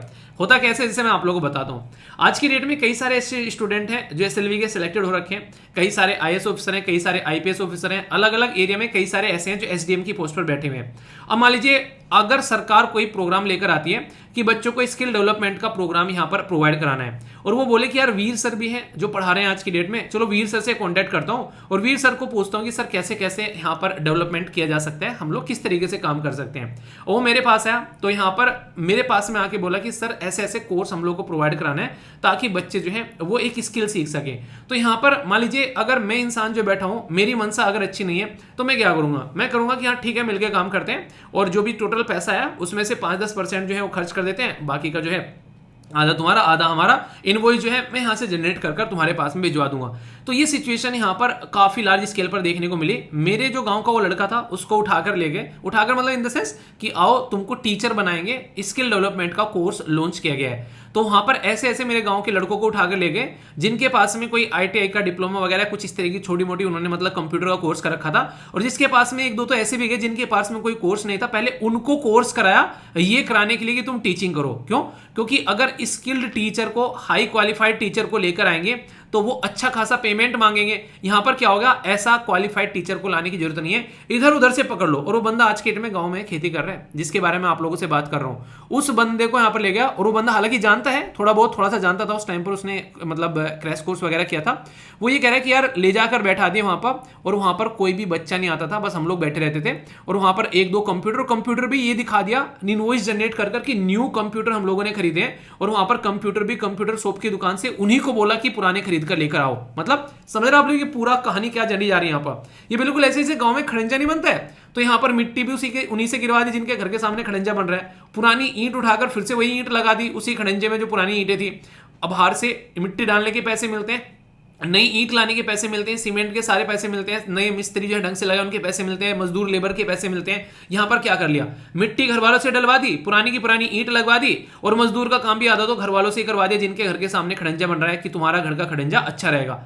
तो ये हरकतें की जाती है काफी लार्ज स्केल पर, और उसी का एक जीता जागता उदाहरण है ये पर्टिकुलर केस जो आप लोगों के सामने निकल कर आया है। ये सारी चीजें आप लोगों ने अपने आसपास भी देखी होगी। तो टाइम टू टाइम हमारे देश में स्किल डेवलपमेंट के कई सारे प्रोग्राम आप लोगों को देखने को मिलते हैं, पर इन रियलिटी वो ग्राउंड लेवल पर वो इंपैक्ट नहीं डाल पाते हैं जैसा उसके बारे में सोचा जाता है। जैसे आप लोग देखो यहाँ पर ग्रामीण उद्यमी प्रोजेक्ट यहाँ पर लेकर आया गया मल्टी स्किल प्रोजेक्ट के लिए। यहाँ पर ये नेशनल स्किल डेवलपमेंट के तहत इसको यहाँ पर लेकर आया गया था, जिसके तहत में यहाँ पर ट्राइबल कम्युनिटी के जो स्टूडेंट हैं उनको सपोर्ट प्रोवाइड कराने के लिए मध्य प्रदेश, झारखंड और अलग अलग राज्य के अंदर में यहाँ पर ये काम करने की कोशिश की गई, ताकि गांव के लेवल में लोगों को अपॉर्चुनिटी मिले कुछ कमाने की, उनकी जिंदगी में चीजें थोड़ी सी आगे बढ़े। इस तरीके से यहाँ पर काम करने की कोशिश की जाती है। ऐसा नहीं कि ये हमारे देश के अंदर में दुनिया भर के स्किल डेवलपमेंट के कोर्स हैं। प्रधानमंत्री कौशल विकास, रोजगार मेला, प्रधानमंत्री कौशल केंद्र, इस कैपेसिटी बिल्डिंग, स्कूल इनिशिएटिव, कई सारे हायर एजुकेशन के लिए यहाँ पर कहते हैं स्किल के लिए, इंडियन इंटरनेशनल स्किल सेंटर, ये इस तरीके के मतलब दुनिया भर के आप लोग यहाँ पर देखने को मिलेंगे। पर इन ग्राउंड लेवल पर जब आप लोगों को जाकर देखोगे इतने सारे हमारे देश के अंदर में स्किल सेंटर हैं। Even national skill development corporation है हमारे आसपास में, non profit public limited company जो कि 2008 की है, और कंपनी एक्ट 1956 के तहत इसको रजिस्टर किया गया था मिनिस्ट्री ऑफ फाइनेंस के अंडर में, जो पब्लिक और प्राइवेट पार्टनरशिप के साथ मिलकर काम करती है। आज की डेट में हमारे देश के अंदर में मिनिस्ट्री ऑफ स्किल डेवलपमेंट है।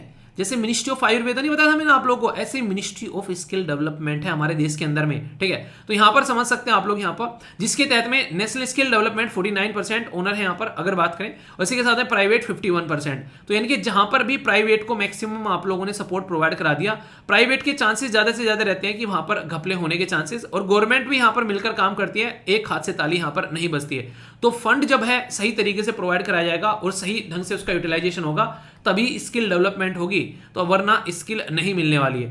तो किस तरीके से एक इंसान को स्किल दी जाती है, वो एक प्रोसीजर आप लोगों को देखने को मिलेगा। ऐसा नहीं कि हवा हवा में स्किल निकल कर आ जाएगी।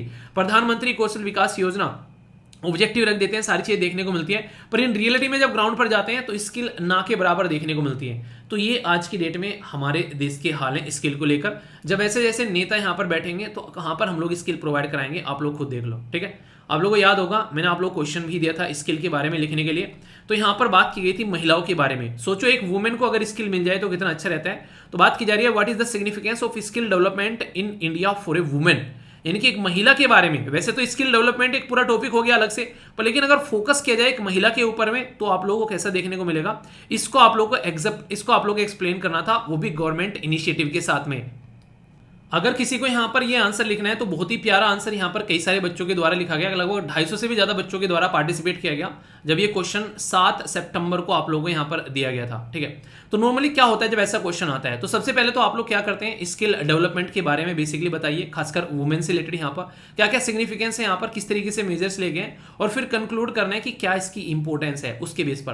तो अगर आप लोग देखोगे कि सिग्निफिकेंस क्या है स्किल डेवलपमेंट फॉर वुमेन, तो सबसे बड़ी तो यहाँ पर जेंडर इक्वलिटी निकल कर आती है, ठीक है। इंक्रीज होता है फीमेल का पार्टिसिपेशन वर्कफोर्स में, जो कि हमारे देश में काफी कम है, और अगर महिला काम करना स्टार्ट कर देती है तो ग्रोथ आप लोगों को देखने को मिलेगा। टेक्नोलॉजी का अपग्रेडेशन होता है, कहीं ना कहीं महिला अगर यहाँ पर काम करेंगी तो अगर उनको स्किल के फील्ड में कुछ सिखाया जाए, कंप्यूटर चलाना और वो सारी चीजें, तो एक अच्छे लेवल पर उनको जॉब मिल सकती है। स्किल डेफिसिट रूरल एरिया में है, खासकर वहां पर भी इसको बढ़ाया जा सकता है, और इकोनॉमिकली इंपावर किया जा सकता है, एक सुपर पावर कर सकते हैं अगर अपने देश की महिलाओं को साथ में लेकर चलेंगे। तो सरकार ने दुनिया भर के प्रोग्राम यहाँ पर लॉन्च किए, नेशनल स्किल डेवलपमेंट कॉर्पोरेशन के बारे में बात की, प्रधानमंत्री कौशल विकास ये सारी योजना, दीनदयाल उपाध्याय कौशल ये विकास योजना हो गया, स्किल डेवलपमेंट मिशन देश के अंदर में आप लोगों को पता ही है। ट्रेनिंग प्रोग्राम के बारे में बात की गई हमारे देश के अंदर में, जिस तरीके से आप लोग देखते हैं कई सारे देश है जैसे जापान, यूएसए, यूके, ये प्रोवाइड कराते हैं, तो ये आप लोग बोल सकते हैं। तो कई सारे ऐसे प्रोग्राम हैं हमारे देश के अंदर में जो आज की डेट में देखने को मिलते हैं। तो एक बड़ा ही प्यारा सा आप लोग आंसर लिख सकते हैं, और यूपीएससी जो है आप लोगों को बहुत ही ध्यान से देखती है जब आप लोग इस तरीके के आंसर लिखते हैं कि इंसान को नॉलेज और सिस्टमेटिक वे में लिखा है कि नहीं लिखा है। तो पार्टिसिपेट जरूर किया करो और एक दूसरे का आंसर रिव्यू भी किया करो, तभी आप लोग सीख पाओगे। एटलीस्ट 1 या 2 आंसर रिव्यू कर लिया करो, लंबे समय तक चीजें याद रख पाओगे, ठीक है। और यहाँ पर दोनों आंसर जो डेमो होते हैं वो आप लोगों को पोस्ट कहते हैं, हिंदी वाला भी आप लोगों को यहाँ पर मिल जाएगा, ठीक है। एक बच्चा कह रहा है कि सर हिंदी वाला मिलता नहीं है, ऐसा कैसे नहीं मिलता यार। टीचर जो है रेगुलरली यहाँ पर पोस्ट करें, हिंदी और इंग्लिश में दोनों, अगर आप लोग ध्यान से देखोगे हिंदी और इंग्लिश दोनों आता है। पहले क्वेश्चन पोस्ट किया है, देखो रहता क्या है पैटर्न में आप लोगों को बता दूं, होता क्या है बेसिकली इस पर्टिकुलर ग्रुप के अंदर में, पहले आप लोगों को क्वेश्चन आएगा, ठीक है। क्वेश्चन आएगा, क्वेश्चन में क्या क्या आप लोगों को अटेम्प्ट करना है, आप लोगों को अटेम्प्ट करना होता है। आप लोग अटेम्प्ट कर लेते हो जब अच्छे से यहाँ पर, फिर कुछ आप लोगों को टाइम दिया जाता है अच्छा खासा, ताकि आप लोग ढंग से एक बार अटेम्प्ट कर लो। तो यहाँ पर इसके बाद में फिर आप लोगों का मॉडल आंसर पोस्ट किया जाता है, और ये हिंदी और इंग्लिश दोनों में आप लोगों को देखने को मिलता है। इंटरेस्टिंग चीज क्या है, इंटरेस्टिंग चीज क्या है, यहाँ पर आप लोग कॉपी नहीं कर पाओगे किसी का भी आंसर, ठीक है। उस पर रिस्ट्रिक्शन लगा रखी है, तो कोई लिखेगा तो अपना ही लिखेगा पढ़कर। अगर कॉपी बाजी स्टार्ट हो गई तो फिर एक दूसरे को कॉपी कर कर फेंक देते हैं जरा सी देर में। तो यहाँ पर आप लोगों को खुद से लिखना पड़ेगा, इनकी जबरदस्ती आप लोगों को लिखवाने की कोशिश की जा रही है। तो ये आप लोग ध्यान देना है यहाँ पर कि एक बच्चा कह रहा है सर कॉपी करना अलाउ कर दो, फिर फायदा क्या है इस ग्रुप का ये बता दो आप लोग यहाँ पर, ठीक है। 499 जो अमाउंट रखा गया है बस इसलिए रखा गया है लाइफ टाइम के लिए, ताकि इंसान जो है सीरियस होकर यहाँ पर पढ़ाई कर सके, ना कि यहाँ पर बस आप लोगों को आकर यहाँ पर बस ज्वाइन करवाना और बस यहाँ पर फिर पढ़े रहो। तो इसका बेसिक पर्पज ये कि सीरियस तरीके से आप लोग काम कर सको, इसीलिए कॉपी करने का ऑप्शन यहाँ पर दे रखा है, ठीक है। और यहाँ पर सोच के देखो आप लोग, यहाँ पर अगर कॉपी करने वाली काम ही रखना है तो फिर मतलब ही क्या है यार इस चीज का, सीरियसनेस कहीं तो दिखाया करो थोड़ी सी, मतलब हर जगह बिल्कुल वही मतलब वेलापंती चाहिए। तो इंसानों की तरह लिखो आंसर, इतने सारे बच्चे पार्टिसिपेट करें, इतना खूबसूरत आंसर लिख रहे हैं, तो आप भी पार्टिसिपेट करो। मेहनत करने से डर लग रहा है क्या? अगर डर लग रहा है तो कुछ और काम देख लो, इसमें मत आओ यार, यहाँ मेहनत करनी ही करनी पड़ेगी आप लोगों को। ये आर्टिकल डिस्कस करने से पहले मैं आप लोगों से एक क्वेश्चन पूछूंगा कि हमारे संविधान में जो हेल्थ यानी कि जो स्वास्थ्य है वो किस पर्टिकुलर लिस्ट में रखा गया है, यूनियन लिस्ट में, स्टेट लिस्ट में, या फिर कॉन्करेंट लिस्ट में? इस क्वेश्चन का आंसर आप लोग दीजिए, हम लोग आगे बढ़ते हैं और देखता हूं कौन सही आंसर देता है। हेल्थ के बारे में क्यों बात कर रहा हूं? G20 की मीटिंग हमारे देश में अभी संपन्न हुई। ये कौन से नंबर की मीटिंग थी पता है आप लोगों को? ये 18वें नंबर की मीटिंग थी, यानी कि टोटल आप लोगों को यहाँ पर 18th नंबर की मीटिंग हमारे देश में देखने को मिली। इसमें हेल्थ के ऊपर भी फोकस यहाँ पर करने की बात की गई। जब डिक्लेरेशन किया गया G20 का, तो हेल्थ को बहुत ज़्यादा प्रायोरिटी यहाँ पर दी गई। तो जब मैंने शब्द यूज किया है दिल्ली डिक्लेरेशन, तो थोड़ा सा बात कर लेते हैं कि दिल्ली डिक्लेरेशन में आखिर था क्या। दिल्ली डिक्लेरेशन को जब आप लोग ध्यान से देखोगे, एक तो मुद्दा ये था कि यूक्रेन वॉर के बारे में यहाँ पर बात की गई, पर लेकिन सबसे बड़ी बात यहाँ पर ये बोली गई कि यूक्रेन वॉर को यूएन यानी कि यूनाइटेड नेशन चार्टर के हिसाब से सॉल्यूशन निकालो, ना कि वेस्ट जो अपनी मनमानी कर रहा है, यानी कि यूएसए या फिर यूरोप जो है वो अपनी दादागिरी चला रहे हैं। यार वो दादागिरी नहीं चलनी है, उस हिसाब से आप लोगों को काम नहीं करना है। दूसरा इंपॉर्टेंट मुद्दा था यहाँ पर कि यहाँ पर क्या था, ग्रेन, फूड और एनर्जी सिक्योरिटी, यानी कि अनाज के बारे में बात की जा रही है, एनर्जी के बारे में बात की जा रही है, और ये बहुत ही इंपॉर्टेंट इशू है अगर बात करें पूरे समाज के लिए, तो इसको सही तरीके से लेकर चलना है। ये भी यहाँ पर मुद्दा रखा गया। क्यों? क्योंकि कोविड-19 के टाइम पर दिक्कतें देखने को मिली थी काफी लार्ज स्केल पर, और फिलहाल यूक्रेन वॉर ने भी ऐसी ही कंडीशन क्रिएट कर दी जिसकी वजह से दुनिया भर में अनाज के लाले पड़ गए, यानी कि दाने दाने के लिए कई सारे लोग मोहताज हो गए। इसकी वजह से काफी ज्यादा प्रॉब्लम देखने को मिली, तो ऐसा नहीं होना चाहिए। तीसरा जो इंपॉर्टेंट टॉपिक यहां पर आप लोगों को देखने को मिला, ये था इकोनॉमीज एंड द जो फाइनेंशियल मार्केट, यानी कि कैसे हम लोग इकोनॉमी को सही लेकर चलें। आप लोग ये हमेशा ध्यान रखिएगा, जब इकोनॉमी के बारे में बात करते हैं, जितनी अच्छी इकोनॉमी होगी, अर्थव्यवस्था होगी, उतना ही अच्छा आप लोगों को आगे देश का जो है बेसिकली एडमिनिस्ट्रेशन देखने को मिलेगा। जहां जहां इकोनॉमी बर्बाद हुई है वहां वहां लोगों ने क्या है, सत्ता बदल दी है, ऐसी नजर आप लोगों को चीजें आएंगी। यानी कि सत्ता परिवर्तन होता है जब इकोनॉमी ढंग से नहीं चलती है। इसका जीता जागता उदाहरण आप लोगों को पड़ोसी देश श्रीलंका में देखने को आसानी से मिल जाएगा। क्लाइमेट चेंज भी बहुत बड़ा मुद्दा यहाँ पर था, जिसमें काफी अच्छी चीजों को अच्छे से लेकर चलने की बात की जा रही है कि हम लोग कैसे चीजों को लेकर चलेंगे आने वाले टाइम में। और 100 बिलियन की जो बार बार बात की जा रही है, देखते हैं कितने अच्छे से इसको कलेक्ट कर पाएंगे, वो तो एक अलग बात है, पर लेकिन ये तो चलता ही है हर जगह, साथ में आप लोग ये समझ सकते हैं। इसी के साथ में बहुत सारे देश जो हैं वो उधारी में जी रहे हैं। आप लोग देख सकते हैं चाइना की उधारी चल रही है बहुत सारे लेवल पर। तो ऑन ग्लोबल डेट वनरेबिलिटीज, इसके ऊपर भी फोकस दिया जा रहा है ताकि डेवलपिंग जो कंट्रीज हैं उनकी वनरेबिलिटी को कम किया जा सके। इसमें इथोपिया के बारे में बात की गई, जहां काफी लार्ज स्केल पर ये प्रॉब्लम फेस कर रहे हैं। और आज का हमारा टॉपिक है वो है हेल्थ के बारे में, यानी कि हेल्थ को भी बहुत ज्यादा फोकस दिया गया।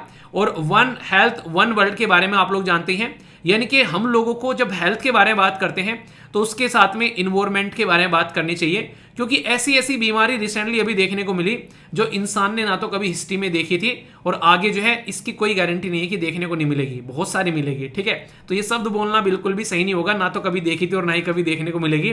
ना कभी देखी थी वहां तक सही है, पर देखने को तो इससे भी ज्यादा खतरनाक मिलेगी आने वाले टाइम में, इस बात की गारंटी देता हूं। जिस तरीके की सिचुएशन चल रही है आज की डेट में, इन्वायरमेंट या क्लाइमेट को जैसे हम लोग ट्रीट कर रहे हैं, तो ये बड़ा ही लाजमी सा है कि ऐसा कुछ देखने को मिलेगा। तो अगर दिल्ली डिक्लेरेशन के बारे में आप लोगों से पूछा जाए G20 के, तो ये बेसिक चीजें हैं जो आप लोगों को पता होनी चाहिए, और जिनसे क्वेश्चन भी डायरेक्ट पूछा जा सकता है कि क्या क्या यहां पर इसके बारे में पता है। ठीक है, आप लोगों को बताना है ट्रायोका के बारे में। ट्रायोका में यहाँ पर दिल्ली डिक्लेरेशन में जब यहाँ पर आप लोगों ने देखा हमारे देश के प्राइम मिनिस्टर ने किस देश के लीडर को G20 की लीडरशिप सौंपी, उनका देश का नाम है ब्राजील, पर उस लीडर का नाम क्या है ये आप लोगों को बताना है। ब्राजील के जो लीडर है उनका नाम आप लोगों को बताना है, ठीक है। वो भी यहाँ पर रिसेंटली अभी चुनकर आए थे बेसिकली। और इससे पहले ये जो मीटिंग हुई थी ये कहाँ पर हुई थी, इंडोनेशिया में हुई थी या फिर इटली में हुई थी हमसे पहले। तो ये क्वेश्चन का आंसर भी आप लोगों को देना है। मैं चाह रहा हूं कि इससे रिलेटेड जो भी आप लोग ये क्वेश्चन बने फ्यूचर में उनका आंसर आप लोग दे पाओ, आप लोगों के मन में उसको लेकर कोई कंफ्यूजन न रहे। जैसे अफ्रीकन यूनियन को अभी यहाँ पर G20 का पार्ट जो है वो बना लिया गया है, तो G20 अब 21 की कैटेगरी में आप लोग यहाँ पर बोल सकते हैं। अफ्रीकन यूनियन के अंदर टोटल कितने मेंबर हैं ये आप लोगों को बताना है। डिस्कस किया था काफी तसल्ली में मैंने आप लोगों से, तो ये चीजें आप लोगों को पता होनी चाहिए। इसी के साथ में यहाँ पर जो इंपॉर्टेंट चीज है, ये भी हालांकि पूरा टॉपिक भी डिस्कस किया था मैंने आप लोगों से, और अलग से टॉपिक भी यहाँ पर अपलोड किया इसके लिए कि India middle east Europe east Europe economic corridor, ठीक है, जो कि हम लोगों ने डिस्कस भी किया था काफी अच्छे से। ये भी यहाँ पर अभी इसको फाइनल स्वरूप देने की बात की गई है। इसी के साथ में ग्लोबल जो बायोफ्यूल अलायंस के बारे में बात की, ये सारी चीजें कहीं ना कहीं आप लोग देखते हैं G20 के अंदर से यहाँ पर निकल कर आई, ताकि चीजों को अच्छी डायरेक्शन में लेकर चला जा सके।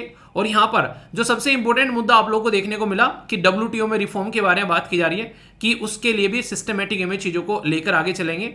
और साइडलाइन में जो मीटिंग हुई उसमें इंडिया और यूएसए की बात की हम लोगों ने, इंडिया और यूके के साथ में फ्री ट्रेड एग्रीमेंट के बारे में भी यहाँ पर बातें की गई। मतलब बहुत सारी ऐसी चीजें थी जिसके ऊपर काफी लार्ज स्केल पर डिबेट और डिस्कशन यहाँ पर किया गया। तो कुछ ऐसे इंपॉर्टेंट पॉइंट्स में से एक इंपॉर्टेंट पॉइंट आप लोगों को हेल्थ का भी देखने को मिला। तो ऑल 3 हेल्थ प्रायोरिटीज जो हैं उसको दिल्ली डिक्लेरेशन के तहत यहाँ पर ये एक्सेप्ट करने की बात की गई कि हाँ इनको भी यहाँ पर मानना है। वो क्या है मैं आप लोगों को समझाता हूं ताकि आप लोग समझ सके अच्छे से। तीनों की तीनों प्रायोरिटी जो है वो काफी इंपॉर्टेंट है और इनका बेसिकली फोकस इसलिए इन प्रायोरिटी पे गया G20 के मेंबर का, क्योंकि पता है कोविड-19 ने जो है वो सबकी हालत जो है वो जर्जर करके रख दी थी। तो इसलिए यहाँ पर इस तरीके की प्रायोरिटी होना जरूरी है। सबसे पहले बात की गई यहाँ पर बिल्डिंग रेजिलिएंट सिस्टम, यानी कि एक ऐसा सिस्टम क्रिएट करना जो कि ऐसा ना हो कि बस हाँ बिल्कुल रिजिड है, मतलब टूट जाएंगे पर झुकेंगे नहीं, वो वाली बात नहीं। इमरजेंसी के टाइम पर यहाँ पर रेस्पॉन्ड कर सके। जैसे जवान मूवी के अंदर में आप लोगों ने देखा होगा किस तरीके से हेल्थ सिस्टम के बारे में जर्जराती हालत जो है वहां पर दिखाई गई है। तो वो सिचुएशन आप लोग समझ सकते हैं, तो उसको ढंग से लेकर चलना अगर कोई इमरजेंसी आती है तो।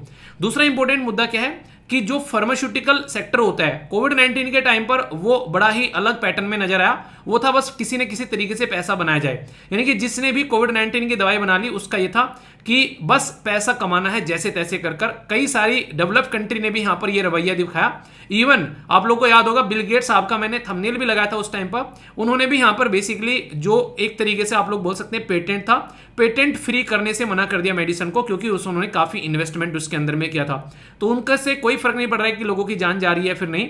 तो इसलिए जरूरी है कि कोऑपरेट करना, क्योंकि गरीब देश तो रिसर्च एंड डेवलपमेंट करेंगे नहीं, क्योंकि वो रोटी खा ले 2 टाइम की वही बहुत बड़ी बात है। तो अगर कल को कोई दवाई बनती है फार्मास्यूटिकल सेक्टर को साथ में आना पड़ेगा किसी ऐसी महामारी को अगर फ्यूचर में हम लोग फेस करते हैं। ये बातें यहां पर बोली गई है। Creating a platform for sharing digital health innovation, ये बात की जा रही है।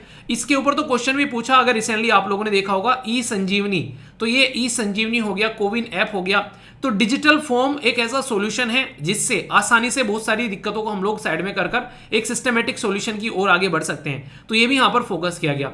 इंडिया ने जो है यहाँ पर ज्यादा ऐसा फोकस नहीं दिया कि भाई साहब पैसे दे दो और ये कर लो, बस हाँ ये बोला कि मिलकर काम खोलो, एक दूसरे के साथ में ज्ञान शेयर कर लो, जिसकी वजह से दिल्ली डिक्लेरेशन आसानी से पास हो गया। अगर इंडिया बोलता है कि इतना पैसा इकट्ठा करना है, पैसा देना है, तो आधे से ज्यादा मना कर देते। इंडिया ने स्मार्टनेस पता है क्या दिखाई है, हमारे देश ने सबसे प्यारी स्मार्टनेस यहाँ पर यह दिखाई है कि किसी भी चीज के लिए फोर्स न करने की कोशिश की गई है, लोगों को कन्विंस करने की कोशिश की कि आओ यार मिलके काम करते हैं। ठीक है, ऐसा नहीं कि किसी पर्टिकुलर ट्रिप पर जा रहे हैं घूमने के लिए तो वहां पर बोलते हुए सबको 10-10 हज़ार रुपए लेकर आना है, तो आधे गायब हो जाएंगे। उनको बोलो चलो यार चलते हैं घूमने के लिए, जो भी खर्चा होगा उसको बाद में बांट लेंगे। तो दोनों में डिफरेंस समझना आप लोग एकदम समझोगे कि दूसरे वाले में ज्यादा लोग कन्विंस हो जाएंगे, पहले वाले में एज कम्पेयर टू अगर आप लोग देखोगे। ठीक है, बल्कि अगर ध्यान से देखोगे तो खर्चा जो है भले उससे ज्यादा आ जाए बाद में चल के। तो आप लोग को बेसिकली कन्विंस करना आना चाहिए। तो हमारे देश ने बड़ी स्मार्टनेस से यहाँ पर कन्विंस किया लोगों को पूरा दिल्ली डिक्लेरेशन जो है वो पास कराने के लिए। ये चीज आप लोगों को ध्यान देने वाली थी यहाँ पर। बाकी इसी के साथ में जो इंपॉर्टेंट फोकस यहां पर दिया गया, वर्ल्ड हेल्थ ऑर्गेनाइजेशन को भी यहां पर बेसिकली साथ में लेकर चलना जरूरी है, क्योंकि at the end of the day जो झंडा लेकर चलने वाली हेल्थ की ऑर्गेनाइजेशन है वो है वर्ल्ड हेल्थ ऑर्गेनाइजेशन। तो यहां पर अभी फोकस किया गया global initiative on digital health, जिसको GIDH का नाम यहां पर दिया गया। तो ये जो पर्टिकुलर इनिशिएटिव है इसमें ये रहता है कि एक तो इन्वेस्टमेंट कहां कहां से आ रहा है, ये फोर्स नहीं कर रहे हैं कि इतना पैसा दो, जहां जहां से आ रहा है एटलीस्ट उसकी नॉलेज रखो, ठीक है। दूसरा यहां पर कि क्या क्या आप लोगों के पास में नॉलेज है उसको शेयर कर सकते हैं और कैसे हम लोग सॉल्यूशन प्रॉब्लम का एक तरीके से ला सकते हैं, इसके ऊपर फोकस किया गया। और इसी के साथ में जो भी डिफरेंसेस हैं कि पर्टिकुलर अगर बात करें अलग अलग कंट्री के लेकर, तो उसको कैसे आप लोग एक तरीके से एक ट्रैक पर लेकर आ सकते हैं और उनको कैसे मॉनिटर करके सॉल्यूशन निकाल सकते हैं, तो इस पर भी फोकस दिया गया। हमारे देश के अंदर में आप लोगों को देखने को मिलेगा बहुत अच्छे अच्छे प्लेटफॉर्म, जैसे कोविन हो गया, पूरे कोविड-19 का डेटा आप लोगों को यहां पर देखने को मिल जाएगा। ई संजीवनी हो गया, कैसे हम लोग यहां पर लोगों को सर्विस प्रोवाइड करा सकते हैं जो दूर दराज वाले एरिया में बैठे हैं। और आयुष्मान भारत डिजिटल मिशन हो गया, जिसमें हम लोगों ने इस चीज को बखूबी इंप्लीमेंट किया है, यानी कि मुझे नॉलेज है इसकी कि हमने ये काम किया है, इसलिए मैं आपको बता सकता हूं। ये यहां पर इंडिया के द्वारा बोला गया, यानी कि एक तरीके से हम एक्सपीरियंस खिलाड़ी हैं इस फील्ड में, तो आप लोग हमारे एक्सपीरियंस का फायदा उठा सकते हैं और हम लोग आने वाले टाइम में मिलकर काम कर सकते हैं इस पर्टिकुलर फील्ड के अंदर अच्छे से। एक पर्टिकुलर प्लेटफॉर्म के बारे में बात की जा रही है जिसको interim medical counter measure platform की बात यहां पर की गई है। इसको समझाने के लिए मैं आप लोगों को थोड़ा सा उदाहरण देना चाहूंगा। जैसे आप लोगों को पता है हमारे देश के अंदर में जब भी कोई प्रॉब्लम आती है और उस प्रॉब्लम का कोई सॉल्यूशन नहीं होता है, यानी कि कोई कानून हमारे देश में नहीं होता है, तो सुप्रीम कोर्ट ये बोलता है कि मैं कमेटी बना देता हूं और जब आप तब तक कमेटी जो है वो अपनी बातें रखेगी और जब आप लोग यहां पर इसके लिए कानून लेकर आ जाएंगे तो हम बोलेंगे कमेटी अब जो है वो साइड में हो जा, अब जो है यहां पर प्रॉपर कानून लेकर आ गई है सेंट्रल गवर्नमेंट, अब उसको इंप्लीमेंट करेंगे। ऐसे ही कुछ यहां पर बात देखने को मिली इंटरिम जो मेडिकल ये काउंटर मेजर प्लेटफॉर्म को लेकर। हालांकि इसको लेकर सारे जो है वो सहमत तो नहीं हुए कि हाँ हम लोग सहमत हैं इसके लिए काम करने के लिए, हम लोग कंसेंसस बना ले रहे हैं मिलकर काम करने के लिए, और इसमें कोई ज्यादा क्लैरिटी भी नहीं आई।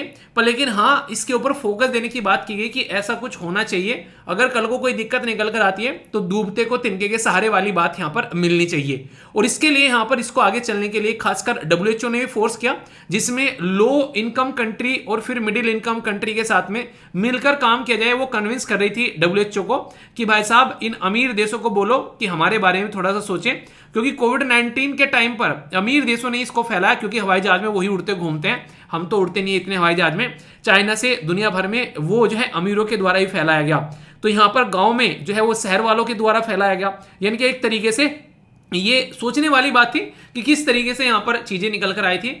लोगों को पहली बार गांव की याद आई, शहर वाले लोगों को, ठीक है, वरना उससे पहले कोई गांव में जाने के लिए तैयारी नहीं था। तो ऐसी चीजें आप लोग देख सकते हैं। दूसरा इंपॉर्टेंट फोकस क्या है, जब तक हमारे पास में कोई सटीक सॉल्यूशन नहीं है चीजों का कि हाँ ऐसा कुछ हम लोग कर रहे हैं, तब तक हम लोग ट्रेडिशनल मेडिसिन पे भी अपना फोकस यहां पर दे सकते हैं। यानी कि ऐसी दवाइयां जो कि पारंपरिक औषधि जिनको आप लोग बोल सकते हो, उसके ऊपर भी काम कर सकते हैं। और इसके बारे में तो आप लोगों ने देखा होगा, इंडिया इसके लिए हब है, यानी कि हमारा देश जो है वो इसके लिए हब है और हम लोग काफी अच्छे से इसके ऊपर काम कर रहे हैं। और ट्रेडिशनल मेडिसिन को लेकर ये काफी ज्यादा जरूरी भी है कि दुनिया भर के लोग जो है इसके पीछे पड़े हुए हैं, इसके लिए पेटेंट लेने की कोशिश करें कि हाँ हम लोग क्या करें, ये बोलते कि ये मेडिसिन जो है वो हमने बेसिकली इजाद की है। जबकि इंडिया ये बोलता है कि ट्रेडिशनल नॉलेज है सबके लिए अवेलेबल होनी चाहिए, इस पे कोई पर्टिकुलर कंपनी आकर ये ना बोल दे कि भाई साहब हम लोगों ने इसको इजाद किया है। ये बिल्कुल गलत तरीके से उस पर्टिकुलर नॉलेज का एक इस्तेमाल एक प्रॉफिट के लिए किया जाएगा फिर प्राइवेट कंपनी के द्वारा, ये बिल्कुल गलत होगा। तो इसलिए हम लोगों ने बहुत सारे स्टेप इसको लेकर उठाए हैं। याद होगा आप लोगों को 9 सितंबर को आप लोगों से क्वेश्चन ही पूछा था मैंने कि गवर्नमेंट के हमारे देश के अंदर में क्या क्या इनिशिएटिव है ताकि ट्रेडिशनल मेडिसिन जो है यहां पर उनको पेटेंट होने से रोका जा सके। तो अगर पेटेंट होने से उनको रोकना है तो यहां पर इसके लिए कई सारे काम किए गए। एक तो हमारे देश के अंदर में सेपरेट मिनिस्ट्री बनाई गई ताकि ट्रेडिशनल मेडिसिन जो है वो सबके पास में पहुंच सके। इंपॉर्टेंट मुद्दा क्या था, ट्रेडिशनल नॉलेज डिजिटल लाइब्रेरी। जब हमारे पास में उस पर्टिकुलर नॉलेज की एक लाइब्रेरी होगी तो दुनिया भर के लोग जो हैं हम लोग उनको बता पाएंगे कि भाई साहब ये तुमने नहीं खोजा है, ऑलरेडी हमारे पास में है। तो आयुर्वेदा, यूनानी या दूसरा सिस्टम जो है उसका डेटा जो है उसको डिजिटल फॉर्म में लाने की कोशिश की गई और बोला गया कि ये पब्लिक प्रॉपर्टी है, कोई प्राइवेट वाला इसको अपना ब्रांड बनाकर ये नहीं कि वो अपने हिसाब से इसको बेचेगा, ये पब्लिक के लिए फ्री ऑफ कॉस्ट होनी चाहिए, एक तरीके से इंसान जो है उसको आसान से इस्तेमाल कर सके। ट्रेडिशनल नॉलेज रिसोर्स क्लासिफिकेशन भी इसके लिए किया गया ताकि एक स्टैंडर्ड प्रस्तुत किया जा सके। और WTO के साथ में मिलकर इंडिया काम भी कर रही है इसके ऊपर कि किसी को यहां पर फ्री में ऐसे पेटेंट न बांटे जाएं। और ट्राइबल कम्युनिटी जो हमारे देश के अंदर में है जो अलग अलग इन चीजों का इस्तेमाल करती है, उनसे भी यहां पर कॉन्टैक्ट कर बोला गया कि आप भी अपनी नॉलेज जो है उसको इकट्ठा करके हमारे सामने रखो ताकि उसको सिस्टमेटिक वे में सामने लेकर आ जा सके। और इसके चलते इंटेलेक्चुअल प्रॉपर्टी राइट जो है उसके अंदर ही फोकस दिया गया कैसे लेकर चलना है। और पेटेंट ऑफिस भी यहां पर इसके लिए सतर्क लोंडा बनकर सामने आया कि इसको रोका जाए ताकि कोई भी मोनोपोलिस में क्रिएट कर अपनी दादागिरी न दिखाए, क्योंकि यही जरूरी है। तो आप लोग यहां पर देखोगे तो यहां पर जब हम लोग बात करते हैं आयुर्वेदा के बारे में, वो सबके लिए होता है, क्योंकि आयुर्वेदा का मतलब क्या है, तो आयुर्वेदा को साइंस ऑफ लाइफ बोलते हैं, एक वे ऑफ लाइफ, यानी कि जिंदगी कैसे जीनी है। तो जिंदगी कैसे जीनी है, इसको किसी का पेटेंट कैसे करवा सकते हैं यार हम लोग, कि कोई पर्टिकुलर कंपनी उसका पेटेंट कर बैठ गई कि मैं ही सिखाऊंगी बस जिंदगी कैसे जीनी है और तो कोई सिखा ही नहीं पाएगा। तो ये गलत बात है। अब हल्दी का इस्तेमाल हमारे देश में पता नहीं कब से होकर आ रहा है। कोई बोलने लगे कि यार मैंने हल्दी खोज दी और वो तो शरीर का दर्द खत्म कर देती है, तो हम लोग क्या करेंगे, फिर उसको उठक बैठक करवाएंगे कि देख बदतमीज, हमारे देश में कब से ये चीजें हम लोग फॉलो करके चल रहे हैं। तो ये चीजें समझ सकते हैं। तो इसको मेन 3 ब्रांच में डिवाइड किया गया। यहां पर अगर बात करें जैसे आयुर्वेदा को जब हम लोग समझ सकते हैं तो यहां पर नारा आयुर्वेदा तो डीलिंग करता है ह्यूमन लाइफ के साथ में, इसी के साथ में सत्वा आयुर्वेदा डील करता है एनिमल के साथ में और डिजीज के साथ में, और इसी के साथ में वृक्ष आयुर्वेदा जो प्लांट के साथ में डील करता है। तो तीनों के लिए यहां पर अलग अलग से प्रोविजन आप लोगों को देखने को मिलेंगे। और आज से नहीं, Indian council of medical research जो सेटअप की गई थी 1971 में, उसने भी यहां पर इसको पर्टिकुलर फोकस देने की बात की, इसलिए हम लोगों ने मिनिस्ट्री बनाई। और इसी को ध्यान में रखते हुए ये सबसे इंपॉर्टेंट पॉइंट है जो डायरेक्ट एग्जाम में क्वेश्चन बन जाएगा आप लोगों के लिए, कि अभी WHO के द्वारा, वर्ल्ड हेल्थ ऑर्गेनाइजेशन के द्वारा यहां पर इसके ऊपर फोकस किया गया। जामनगर गुजरात के अंदर में एक ट्रेडिशनल मेडिसिन का सेंटर बनाया गया और ये इकलौता है अपने ही आपका दुनिया में, ऐसा और कोई सेंटर नहीं है। तो ये डायरेक्ट क्वेश्चन आप लोगों से यहां पर पूछा जा सकता है। ये वही मीटिंग हुई थी जब यहां पर इसका एक तरीके से एक शिलान्यास किया गया, जब मैंने आप लोगों को बताया था कि यहां पर जो उसके चीफ हैं WHO के, बताइए WHO के चीफ कौन है, उनको तुलसी भाई का नाम दिया गया था प्राइम मिनिस्टर मोदी साहब के द्वारा। तो उस टाइम पर ये सारी बातें आप लोगों को देखने को मिली। तो ये बहुत इंपॉर्टेंट है ट्रेडिशनल मेडिसिन के लेकर जब हम लोग बात करते हैं। तो पर हर सिक्के के 2 पहलू होते हैं। ट्रेडिशनल मेडिसिन के साथ में दिक्कत भी है। ये चाहते हैं कि ट्रेडिशनल मेडिसिन के ऊपर रिसर्च एंड डेवलपमेंट की जाए और प्रूफ किया जाए कि जो जो बातें उनके बारे में बोली जाती हैं वो डॉक्यूमेंट की फॉर्म में लिखी जाए कि हाँ ये सही है। जैसे बोलते हैं कि गाय के मूत्र के बारे में, गाय के गोबर के बारे में कई सारे लोग उसका मजाक उड़ाते हैं, पर लेकिन मजाक तब उड़ाया जाएगा जब उसका सही जगह इस्तेमाल नहीं होगा। अगर जिस तरीके से, जिस पर्पज के लिए उसका इस्तेमाल होना है, तो वो एक औषधि का काम करता है। ठीक है, अभी रिसेंटली आप लोगों ने कई सारी वीडियो देखी होगी, गाय के गोबर के ऊपर अगर आप लोग यहां पर बेसिकली मोबाइल को रख देते हैं तो उसकी जो हार्मफुल रेडिएशन होता है वो बिल्कुल जीरो हो जाता है। तो इतना खतरनाक तरीके का आप लोगों को इंपैक्ट डलता हुआ यहां पर नजर आता है। गाय का यूरिन जो है वो दुनिया भर की कई सारी औषधि के अंदर में इसका इस्तेमाल होता हुआ नजर आता है, ये आप लोग यहां पर समझ सकते हैं। तो ये पर लेकिन ये बोलना और इसको प्रॉपर प्रूफ करके इसको किताबों के अंदर में लिखना, डिजिटल फॉर्म में डेटा प्रोवाइड कराना, अगर ऐसा करेंगे तो फिर उसके ऊपर एक ट्रस्ट क्रिएट होगा, तो वो यहां पर जरूरी है। तो इसके चलते यहां पर ये फोकस किया गया। और आप लोगों को पता है G20 के साइडलाइन में यहां पर पिछले कुछ टाइम में यहां पर इससे रिलेटेड मीटिंग भी हुई कि कैसे हम लोग इस सिस्टम को लेकर आगे बढ़ सकते हैं। ये 10 ऐसे इश्यूज हैं जो कि टेक्नोलॉजी जो है सोल्व कर सकती है यहाँ पर हेल्थ केयर सिस्टम के साथ में। अगर ये 10 चीजें हैं हम लोग उनको यहाँ पर सोल्व कर सकते हैं इमीडिएटली। ठीक है, तो दूर दराज वाले एरियो में यहाँ से बेसिकली आप लोग देखते हैं वहां पर कनेक्टिविटी हो सकती है। जो हेल्थ केयर सिस्टम अलग थलग पड़े हुए हैं उनको एक साथ में मिलकर काम कर सकते हैं। मेडिसिन और मेडिकल ये सारे सिस्टम जो है आसानी से एक दूसरे तक पहुंचा सकते हैं, सप्लाई चेन को मैनेज कर सकते हैं। मतलब ये 10 ऐसे सिस्टम है आज की डेट में जो कि टेक्नोलॉजी का इस्तेमाल कर काफी अच्छे से सोल्व किया जा सकते हैं। तो क्यों ना हेल्थ केयर सिस्टम को और अच्छे से इंप्रूव किया जाए, हम लोग टेक्नोलॉजी का इस्तेमाल कर ये बातें यहां पर बोली गई है। तो ये जरूरी है कि इसको हम लोग सिस्टमेटिक वे में लेके आगे बढ़ें। हमारे देश में गवर्नमेंट के कई सारे इनिशिएटिव है, आयुष्मान भारत, ई संजीवनी, इसी के साथ में आयुष्मान भारत प्रधानमंत्री योजना, कोविन ऐप। तो ये सब टेक्नोलॉजी का इस्तेमाल कर शानदार तरीके से हम लोग यहाँ पर काम करते हुए नजर आते हैं। और 2021 में यहाँ पर यूपीएससी ने इससे क्वेश्चन भी पूछा डायरेक्ट, आप लोग यहाँ पर देखते हैं कि हेल्थ केयर सिस्टम जो है वो स्टेट का एक तरीके से मोरल इंपेरेटिव है, यानी कि एक तरीके जरूरी है एक वेलफेयर स्टेट बनाने के लिए आप लोगों को। तो प्राइमरी हेल्थ केयर स्ट्रक्चर जो है वो नेसेसरी है, प्री कंडीशन है अगर सस्टेनेबल डेवलपमेंट आप लोग को लेकर आना है। तो एक अच्छा सा क्वेश्चन भी आप लोग यहां पर देख सकते हैं, यानी कि चैलेंज भी है कई सारे, जैसे प्रॉपर फंड नहीं मिल पाता है, बहुत सारे लो बजट होता है, कई सारी एक्सेस नहीं हो पाती यहाँ पर, मेडिकल जो रिसर्च नहीं है प्रॉपर सिस्टमेटिक वे में, पॉलिसी को ढंग से लेकर नहीं चला जाता है, प्रोफेशनल की शॉर्टेज है, रिसोर्सेज की कमी है। तो बहुत सारे ऐसे इश्यूज देखने को मिलती है। इसकी वजह से जो जितने डॉक्टर होने चाहिए हमारे देश के अंदर में, वो डॉक्टर की भी कमी आप लोगों को देखने को मिलेगी। तो इसलिए कई सारे इनिशिएटिव होने के बावजूद भी हम लोग उस लेवल पर रिजल्ट नहीं दे पाते हैं। ठीक है, तो क्वेश्चन भी आप लोगों से देखता हूं कौन सही आंसर देते हैं। जैसे कि बोला गया कि which of the following challenge associated with the health sector, तो यहां पर inadequate access, lack of medical research, policy making और शॉर्टेज प्रोफेशनल। तो कौन सा स्टेटमेंट जो है वो करेक्ट आप लोगों को देखने को मिलेगा। तो सारी की सारी बातें हैं जिसके ऊपर काम करना जरूरी है, और कोविड-19 ने कहीं ना कहीं थप्पड़ भी मारे घुमा घुमाकर इन्हीं चीजों के ऊपर, जिसकी वजह से दिक्कतें देखने को मिली काफी लार्ज स्केल पर। बाकी एक ऐसा क्वेश्चन है जो कुछ दिनों पहले मैंने आप लोगों से ये डेटा भी डिस्कस किया था, क्योंकि हेल्थ के बारे में आर्टिकल आते रहते हैं। तो हेल्थ केयर सेक्टर इंडिया में कैसा है, तो अकॉर्डिंग टू इकोनॉमिक सर्वे, जो हमारे देश के अंदर में जो आर्थिक सर्वेक्षण है उसमें खुद बताया गया कि पास्ट 3 ईयर में कॉन्टिन्यूसली इंक्रीज हुआ है हेल्थ के ऊपर एक्सपेंडिचर, यानी कि खर्चा जो सरकार के द्वारा किया गया है, ये स्टेटमेंट में यहां पर बोला गया है। दूसरा, इंडियन मेडिकल टूरिज्म, ये लगभग 13.42 बिलियन होने वाला है 2026 में। बाहर से लोग हमारे देश में इलाज करवाने आते हैं क्योंकि हमारे देश में वो सस्ता है, ये बातें बोली गई। टेलीमेडिसिन जो है उसके द्वारा बोला गया इज एक्सपेक्टेड है आने वाले टाइम में 5.5 बिलियन 2025 तक ये देखने को मिलेगा। तो कौन सी स्टेटमेंट करेक्ट है, 1 2 2 3 1 3 या फिर ऑल ऑफ द अबव? तो आंसर क्या है, आंसर है यहाँ पर डी, यानी कि सारी की सारी। तो आने वाले टाइम पे चीजें और ज्यादा बढ़ती हुई नजर आएंगी, क्योंकि पब्लिक और प्राइवेट पार्टनरशिप आप लोगों को यहाँ पर काफी लार्ज स्केल पर देखने को मिलती है, और सरकार की भी रेस्पॉन्सिबिलिटी होती है। पर लेकिन दिक्कत क्या है यहाँ पर, जो मेनली अगर देखा जाए हमारे देश के अंदर में, जो क्वेश्चन भी मैंने स्टार्टिंग में पूछा था, जो हेल्थ है वो आज की डेट में आता है स्टेट लिस्ट के अंदर में। हमारे देश के अंदर फाइनेंस कमीशन के द्वारा बोला भी गया था कि स्टेट लिस्ट में से निकाल कर यार इसको कॉन्करेंट लिस्ट में डाल देते हैं, पर लेकिन वो नहीं डाला गया। आज भी ये स्टेट लिस्ट के अंदर में ही आता है। इसकी वजह से यहाँ पर कई बार हेल्थ के ऊपर क्वेश्चन मार्क भी लगता है कि हेल्थ जो है अलग अलग राज्य के अंदर में सही से सर्विस नहीं प्रोवाइड कराते हैं, जिसकी वजह से हेल्थ एक बेसिक चीजें होने के बावजूद भी लोग जो है वो फ्रस्ट्रेट होते हुए नजर आते हैं। ठीक है, इसीलिए क्वेश्चन पूछा गया यूपीएससी ने कि अगर चाहते हो सस्टेनेबल डेवलपमेंट होना, तो वेलफेयर स्टेट के लिए हेल्थ के ऊपर फोकस देना बहुत ज्यादा जरूरी है। तो इस क्वेश्चन का आंसर भी आप लोग आसानी से दे सकते हैं अगर आप लोग ढंग से चीजों को समझ गए होंगे। और कोविड-19 ने जितना फोकस हेल्थ के ऊपर दिया, और उसके बाद में अभी G20 ने जितना उसको डिस्कस किया, तो इसके चलते कल को क्वेश्चन अगर पूछ लिया जाए तो ये मत बोलना क्वेश्चन कहां से आ गया सर। ठीक है, तो आसानी से क्वेश्चन आप लोगों से पूछा जा सकता है। बड़ी ही बेसिक सी चीजें हैं, और ये पॉइंट 3 एटलीस्ट आप लोग जरूर याद रखिएगा।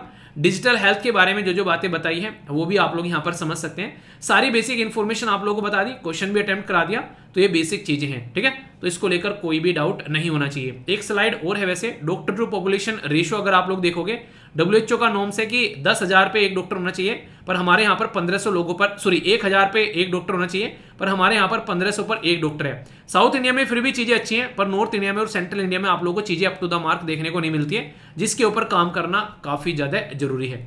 तो कैसा लगा आर्टिकल, फीडबैक जरूर देना। बहुत सारी चीजें इसके अंदर में डिस्कस कर दी, सारी बैकग्राउंड इन्फॉर्मेशन के साथ में। अब इसको लेकर कोई डाउट हो तो बताना, फिर उसको दूर किया जाएगा। ठीक है दोस्तों, मैं आप लोगों को 3 ऑप्शन देता हूं, 3 में से आप लोग क्या चूज करोगे। आप लोगों को गाड़ी चलानी है वो है डीजल की, आप लोगों को गाड़ी चलानी है वो है पेट्रोल की, या फिर आप लोगों को इलेक्ट्रिक गाड़ी चलानी है। तो तीनों में से कौन सा ऑप्शन आप लोगों को सबसे बेस्ट लगेगा, जो आप लोग चूज करना चाहेंगे। एक तो मैं आप लोगों को ऑप्शन दे रहा हूं कि हाँ आप लोगों को चूज करना है, आप लोग मजे मजे में चूज कर लोगे। आधे बोलेंगे सर पेट्रोल बढ़िया है, एकदम शानदार, एक सही तरीके से चलती है, अच्छा पिकअप देती है। एक बोलेगा डीजल सही है, एक बोलेगा नहीं सर इन्वायरमेंट का ध्यान रखते हैं यार, इलेक्ट्रिसिटी लेते हैं। पर लेकिन अगर मैं बोलूं कि आपके पास में ऑप्शन ही नहीं है, ये 2 ऑप्शन में आप लोग खत्म करने जा रहा हूं, आप लोगों को बस यही ऑप्शन चूज करना है, तो आप कहोगे सर जबरदस्ती हो रही है। पर लेकिन कई बार जबरदस्ती अच्छी होती है। कई बार हम लोग क्या करते हैं, अपनी हेल्थ को इग्नोर करते रहते हैं, पर लेकिन अगर रियलिटी में थोड़ा सा फोकस करें तो हमारी हेल्थ अच्छी हो जाएगी। हम लोग जिंदगी में अपने टारगेट को कई बार इग्नोर करते रहते हैं, थोड़ा सा फोकस दे तो हम लोग सही जगह जा सकते हैं। ऐसे ही सरकार का भी फोकस जा रहा है फिलहाल के टाइम पर, इन्वायरमेंट को ध्यान रखते हुए वो अपने टारगेट बना रही है, ना कि जनता को ध्यान में रखते हुए। क्यों? क्योंकि जब इन्वायरमेंट को ध्यान में रखते हुए टारगेट बनाएंगे, एक समय के बाद में जनता का बिहेव जो है वो आराम से उसकी तरफ में चेंज होता चला जाएगा। उदाहरण के तौर पर मैं आप लोगों को बताता हूं, अभी क्या हुआ, ये अभी जो न्यूज है, नितिन गडकरी साहब जो है ये यहां पर न्यूज लेकर एक न्यूज आई निकलकर कि 10% जो है वो डीजल के ऊपर जो व्हीकल है उनके ऊपर टैक्स लगाना है। ठीक है, ये ऐसी न्यूज उड़ी कि दुनिया भर की जो सोशल मीडिया साइट, दुनिया भर के न्यूज़पेपर ने इसको कवर करना स्टार्ट कर दिया। पर फिर लेकिन जब यहां पर इसको ढंग से डिस्कस किया गया, जो गडकरी साहब हैं उसके साथ में हमारे फाइनेंस मिनिस्टर जी के साथ में जाकर इन्होंने बातें डिस्कस की, तो उसके बाद में पता चला कि ऐसा कुछ नहीं आ रहा है। और आप लोग खुद सोचिए, जब इलेक्शन है सामने पास में, तो कुछ ऐसा कोई करने के बारे में सोचेगा भी नहीं। तो हो सकता है कि फ्यूचर में कि 10% एडिशनल टैक्स जो है वो डीजल के जो इंजन के जो बेसिकली व्हीकल है उनके ऊपर लगता हुआ नजर आए। अभी जो मुद्दा है वो मेन इंपॉर्टेंट मुद्दा यहाँ पर ये है कि इन्वायरमेंट को ध्यान में रखने की कोशिश की जा रही है, और उसी को ध्यान में रखते हुए आप लोगों को पता है 2070 तक हमारा टारगेट क्या है कि कैसे नेट एमिशन जीरो हम लोगों को करना है, उसके ऊपर पूरा फोकस है। तो उसी को ध्यान में रखते हुए ये चीजें सारी आगे बढ़ती यहाँ पर नजर आ रही हैं। तो इसी के चलते यहाँ पर ये क्लैरिफिकेशन भी देते हुए अभी यहाँ पर नजर आए हमारे देश के जो बेसिकली रोड ट्रांसपोर्ट मिनिस्टर हैं नितिन गडकरी साहब, कि ऐसा अभी कुछ नहीं है, पर लेकिन फ्यूचर में आप लोग ये चीजें जो हैं वो एक्सपेक्ट करते हैं कि ऐसा कुछ होता हुआ आप लोगों को जल्दी ही नजर आएगा। तो उसी से रिलेटेड यहाँ पर ये न्यूज दे रखी है कि नेट कार्बन एमिशन 2070 तक हमारा कम होना है, ये आप लोगों को पता है। पोल्यूशन टैक्स, ऐसा नहीं कि हम लोग सोच रहे हैं बस हमारे यहाँ पर पोल्यूशन टैक्स के बारे में बात की जा रही है, दुनिया भर के देश ऐसे हैं जो पोल्यूशन टैक्स के बारे में बात कर रहे हैं और लगा भी रहे हैं। इवन आप लोगों को पता है यूरोपियन यूनियन के अंदर में यहां तक बोल दिया है कि अगर किसी भी देश से कोई ऐसा प्रोडक्ट बना हुआ हमारे देश में आएगा जो कि कार्बन डाइऑक्साइड एमिशन करता है या किसी भी तरीके से क्लाइमेट चेंज को, एक तरीके से क्लाइमेट को नुकसान पहुंचाता है, वो प्रोडक्ट अगर हमारे देश की एंट्री करेगा हमारे देश के अंदर में, उसके ऊपर अलग से टैक्स लगाया जाएगा। ये इस लेवल तक लोग जो हैं ये यहां पर बातें कर रहे हैं। तो इससे आप लोग अंदाजा लगा सकते हैं कि आने वाले टाइम में कि सिचुएशन कैसी यहां पर बनने वाली है। नेट जीरो एमिशन का मतलब ये नहीं होता है कि हम लोग कार्बन डाइऑक्साइड एमिट ही ना करें, इसका मतलब ये नहीं होता है। इसका मतलब ये होता है कि जैसे एक बेसिक सा उदाहरण देता हूं, आप लोग जो है अपनी डाइट फॉलो कर रहे हैं, ठीक है, कि आप लोगों को बेसिकली क्या करना है, आप लोग कोई भी फैटी चीज नहीं खानी है, पर लेकिन फिर भी आज आप लोगों का मन है कि यार कुछ भी हो जाए आज समोसे खाने ही खाने हैं। आप लोगों ने जम के है 2-3 समोसे मार लिए, तो इसका मतलब है कि समोसे मार लिए और उसी के बाद क्या है, आप लोग शाम के टाइम मस्त तरीके से जिम में गए, एक्सरसाइज करके पसीने निकाल के आ गए शानदार तरीके से। तो यानी कि आप लोगों ने समोसे भी खाए, उससे ज्यादा आप लोगों ने कैलोरी भी अपनी बर्न कर ली, तो बैलेंस हो गया। तो नेट एमिशन का मतलब भी यही होता है कि जितना आप लोग कार्बन डाइऑक्साइड एमिट कर रहे हो उतनी ही जो है आप लोग उसको बेसिकली डाइल्यूट करो किसी भी फॉर्म में। तो ये यहां पर टारगेट रखने की कोशिश की जाती है, और इन्हीं चीजों को फोकस करते हुए कई बार ऐसी रिपोर्ट आ चुकी है, जिसमें से एक है inter governmental panel on climate change. ये ऐसी रिपोर्ट है जिसमें साइंटिस्ट अपने आप नहीं कहते हैं कि भाई साहब तुम ये कर लो नहीं तो ठीक हो जाएगा। दुनिया भर के लीडर आके इन साइंटिस्ट को बोलते हैं कि भाई साहब कुछ बताओ कि सॉल्यूशन कैसे निकालना है, और उसके बाद में अपनी रिपोर्ट लेकर आते हैं कि भाई साहब इसको सुधार लो वरना दिक्कत हो जाएगी। अभी भी ये कोई ऐसा नहीं कि रिपोर्ट जो है ये किसी एक पर्टिकुलर पर्सन के द्वारा दी जाती है, दुनिया भर के इकट्ठे साइंटिस्ट होकर अपने अपने व्यू रखते हैं और उसके बाद में यहां पर ये रिपोर्ट निकल कर आती है। इसने खुद ने बोला था कि 1.5 डिग्री सेल्सियस तक अगर नहीं रुके 2024 तक का, तो यहां से आगे चीजें जो होगी, हम लोग टारगेट जो रख रहे हैं 2050 तक का नेट जीरो बातें कर रहे हैं, वो नहीं होने वाला है। ये बिल्कुल ऐसे है कि हम लोग सोचते हैं कि एग्जाम निकालना है, पर हम लोग टेस्ट सीरीज लगाने के लिए तैयार ही नहीं है। हम लोग को फिट तो रहना है, पर हम लोग टाइम पर उठने के लिए तैयार ही नहीं है। तो ये बिल्कुल ऐसे ही है कि हम लोग सोच तो रहे हैं यार ये करना है, तो सोचना और करना ये बिल्कुल वही बात है कि कथनी और करनी में फर्क नजर आ रहा है। तो ये फर्क आप लोगों को यहां पर देखने को मिलेगा। 70 कंट्री ऐसी है जो कि नेट जीरो एमिशन के बारे में बात कर रही है कि हाँ 2050 तक कर देंगे। इवन इंडिया का पता है आप लोगों को 2070 तक है, चाइना का 2060 तक है, सऊदी अरेबिया का 2060 तक का है। ये सारे ऑलरेडी अपना टारगेट किए बैठे हैं। यहां पर इंडिया के द्वारा भी डिक्लेयर किया गया था, क्वेश्चन बड़ा ही शानदार बनेगा, याद रखना। यूएनएफसीसी की जो मीटिंग बेसिकली आप लोगों को देखने को मिली 2000, ये बेसिकली मतलब लास्ट ईयर वाली, ठीक है। तो ये लास्ट ईयर वाली जो मीटिंग थी यहाँ पर 2022 की, ये मीटिंग कहां पर हुई थी, मैंने आप लोगों से डिस्कस भी किया था कि यहां पर कह रहे थे अब तो शर्म कर लो, तो शर्म अल शेख के अंदर में, इजिप्ट के अंदर में यहां पर ये हुई थी। यूएनएफसीसी की फुल फॉर्म क्या है बताइए जरा। नेक्स्ट 28 मीटिंग जो होने वाली है वो होने वाली है कहां पर बताइए, यूनाइटेड अरब एमिरेट्स के अंदर में होने वाली है नेक्स्ट जो मीटिंग होने वाली है। तो उसमें क्या मुद्दे हम लोग लेकर रखेंगे वो देखने वाली बात है, किस तरीके से हम लोग चीजों को लेकर चलेंगे। हम लोगों ने बहुत सारे टारगेट अभी किए हैं, जैसे कि आप लोगों को मैंने बताया नेट जीरो एमिशन की बात करें, अभी रिसेंटली नेशनल हाइड्रोजन मिशन तक हम लोगों ने लॉन्च किया, और यूपीएससी ने कई सारे क्वेश्चन ही पूछे ग्रीन हाइड्रोजन के बारे में। टॉपिक कई बार आप लोगों को बता चुका हूं, वही सारी चीजें घूम फिरकर फिर से आप लोगों के सामने आ रही है। तो इंडिया जो है वर्ल्ड में थर्ड लार्जेस्ट प्रोड्यूसर है रिन्यूएबल एनर्जी का आज के डेट में। 40% जो आज के डेट में इंस्टॉल एनर्जी कैपेसिटी है वो नॉन फॉसिल फ्यूल से आ रही है हमारे देश के अंदर में। तो हम लोग काम कर रहे हैं, ऐसी बात नहीं है, पर लेकिन फिर भी अगर जो एक तरीके से साइंटिस्ट है जो इस फील्ड में काम कर रहे हैं उनकी माने तो इतना नहीं है जितना कि हम लोग टारगेट को अचीव कर सके, उसके लिए और ज्यादा एफर्ट लगाने पड़ेंगे। मतलब ये ऐसा है कि आप लोग इतना पढ़ रहे हो कि ठीक है प्रीलिम्स क्लियर हो जाए, पर इतना नहीं पढ़ रहे कि आप लोग मेंस भी क्लियर कर दो या फिर फाइनल मेरिट में आप लोगों का नाम आ जाए। तो उतना हिम्मत करनी पड़ेगी, तभी इन सब चीजों का फायदा है। ये पूरा मुद्दा यहां पर आप लोगों के सामने डिस्कस किया गया है, ठीक है। आई होप कि माइंड में क्लैरिटी आई होगी। बाकी आप लोग कौन सा व्हीकल यूज करते हैं, स्कूटर स्कूटी, अगर साइकिल यूज करते हैं तो बेस्ट है, उससे तो बढ़िया कुछ है ही नहीं, ना हेलमेट की जरूरत है और ना डीजल पेट्रोल और किसी और चीज की जरूरत है कि नहीं। ये एक ऐसी न्यूज है जो आप लोगों को हिस्ट्री की भी याद दिलाएगी और जो आप लोगों को एक मूवी की भी याद दिलाएगी, और ये इंडिया और पाकिस्तान के बीच में रिलेशन को भी दर्शाएगी। क्या है, अभी इसके बारे में बात करेंगे। और न्यूज जो निकल कर आ रही है, ये हिस्ट्री की न्यूज भी बोल सकते हो आप लोग यहाँ पर, ये स्टेट की न्यूज भी बोल सकते हो, क्योंकि पर्टिकुलर न्यूज निकल कर आ रही है पंजाब से। पंजाब के चीफ मिनिस्टर साहब हैं, उनका नाम है मान सिंह। उनके द्वारा यहाँ पर अभी एक डिसीजन लिया गया कि सारागढ़ी की जो लड़ाई हुई थी उसके लिए एक मेमोरियल, यानी कि एक ऐसा एक पर्टिकुलर एक स्थापना की जा रही है जिससे कि इस लड़ाई को याद रखा जा सके। आप लोगों में से कितने ऐसे ऐसे फैमिली मेंबर है जिसने 300 मूवी देखी है, ठीक है, उसमें स्पार्टन रहते हैं 300, और 300 जो है वो कितने सारे लोगों के साथ में लड़ते हैं, ये तो सब जानते होंगे। अभी बोल देंगे हाँ सर हमने देखी है, पर लेकिन अगर पूछ लूं हमारे देश की सारागढ़ी बैटल के बारे में तो शायद ही कोई यहां पर बता पाएगा। 21 थे भाई साहब, 21 ने 10,000 की नाक में दम कर दिया था, ये आप लोग समझ सकते हैं यहां पर। तो जब यहां पर हमारे देश के अंदर में एक ऐसा इंसिडेंट देखने को मिला इतनी शानदार तरीके से, और उस पर्टिकुलर इंसिडेंट के ऊपर अभी अक्षय कुमार की मूवी बनी, इसका डायलॉग नहीं देखा आप लोगों ने, चल झूठा वो वाला जो डायलॉग आप लोगों को देखने को मिला, उसके ऊपर दुनिया भर के मीम्स भी हैं, ठीक है। तो यहां पर इस पर्टिकुलर जो एक इवेंट था हमारे देश की हिस्ट्री के अंदर में, उसको याद करने के लिए और इनकी जो बहादुरता है उसको दिखाने के लिए यहां पर ये पर्टिकुलर मेमोरियल बनाया जा रहा है। ये जो बैटल थी ये 12 सितंबर 1897 में ये बेसिकली आप लोगों को देखने को मिली थी, जिसमें 21 सिख सोल्जर थे और 36 ये 6 जो रेजिमेंट थी। यहां पर आप लोग याद रखेगा, आज के डेट में भी अगर जो बहादुरी वाले काम होते हैं ना, कई बार आप लोगों ने देखा होगा जिसकी हिस्ट्री अच्छी होती है, नहीं घर में एक बच्चा है जो कि स्टार्टिंग से फर्स्ट डिवीजन लेकर आ रहा है, अगर वो कुछ करना चाहता है ना जिंदगी में तो सारे घर वाले उसको सपोर्ट करेंगे। और एक ऐसा बच्चा है कि जो जिंदगी में एक स्टार्टिंग से कुछ नहीं कर रहा है, उसको घर वाले भी क्या करेंगे, अपोज करेंगे।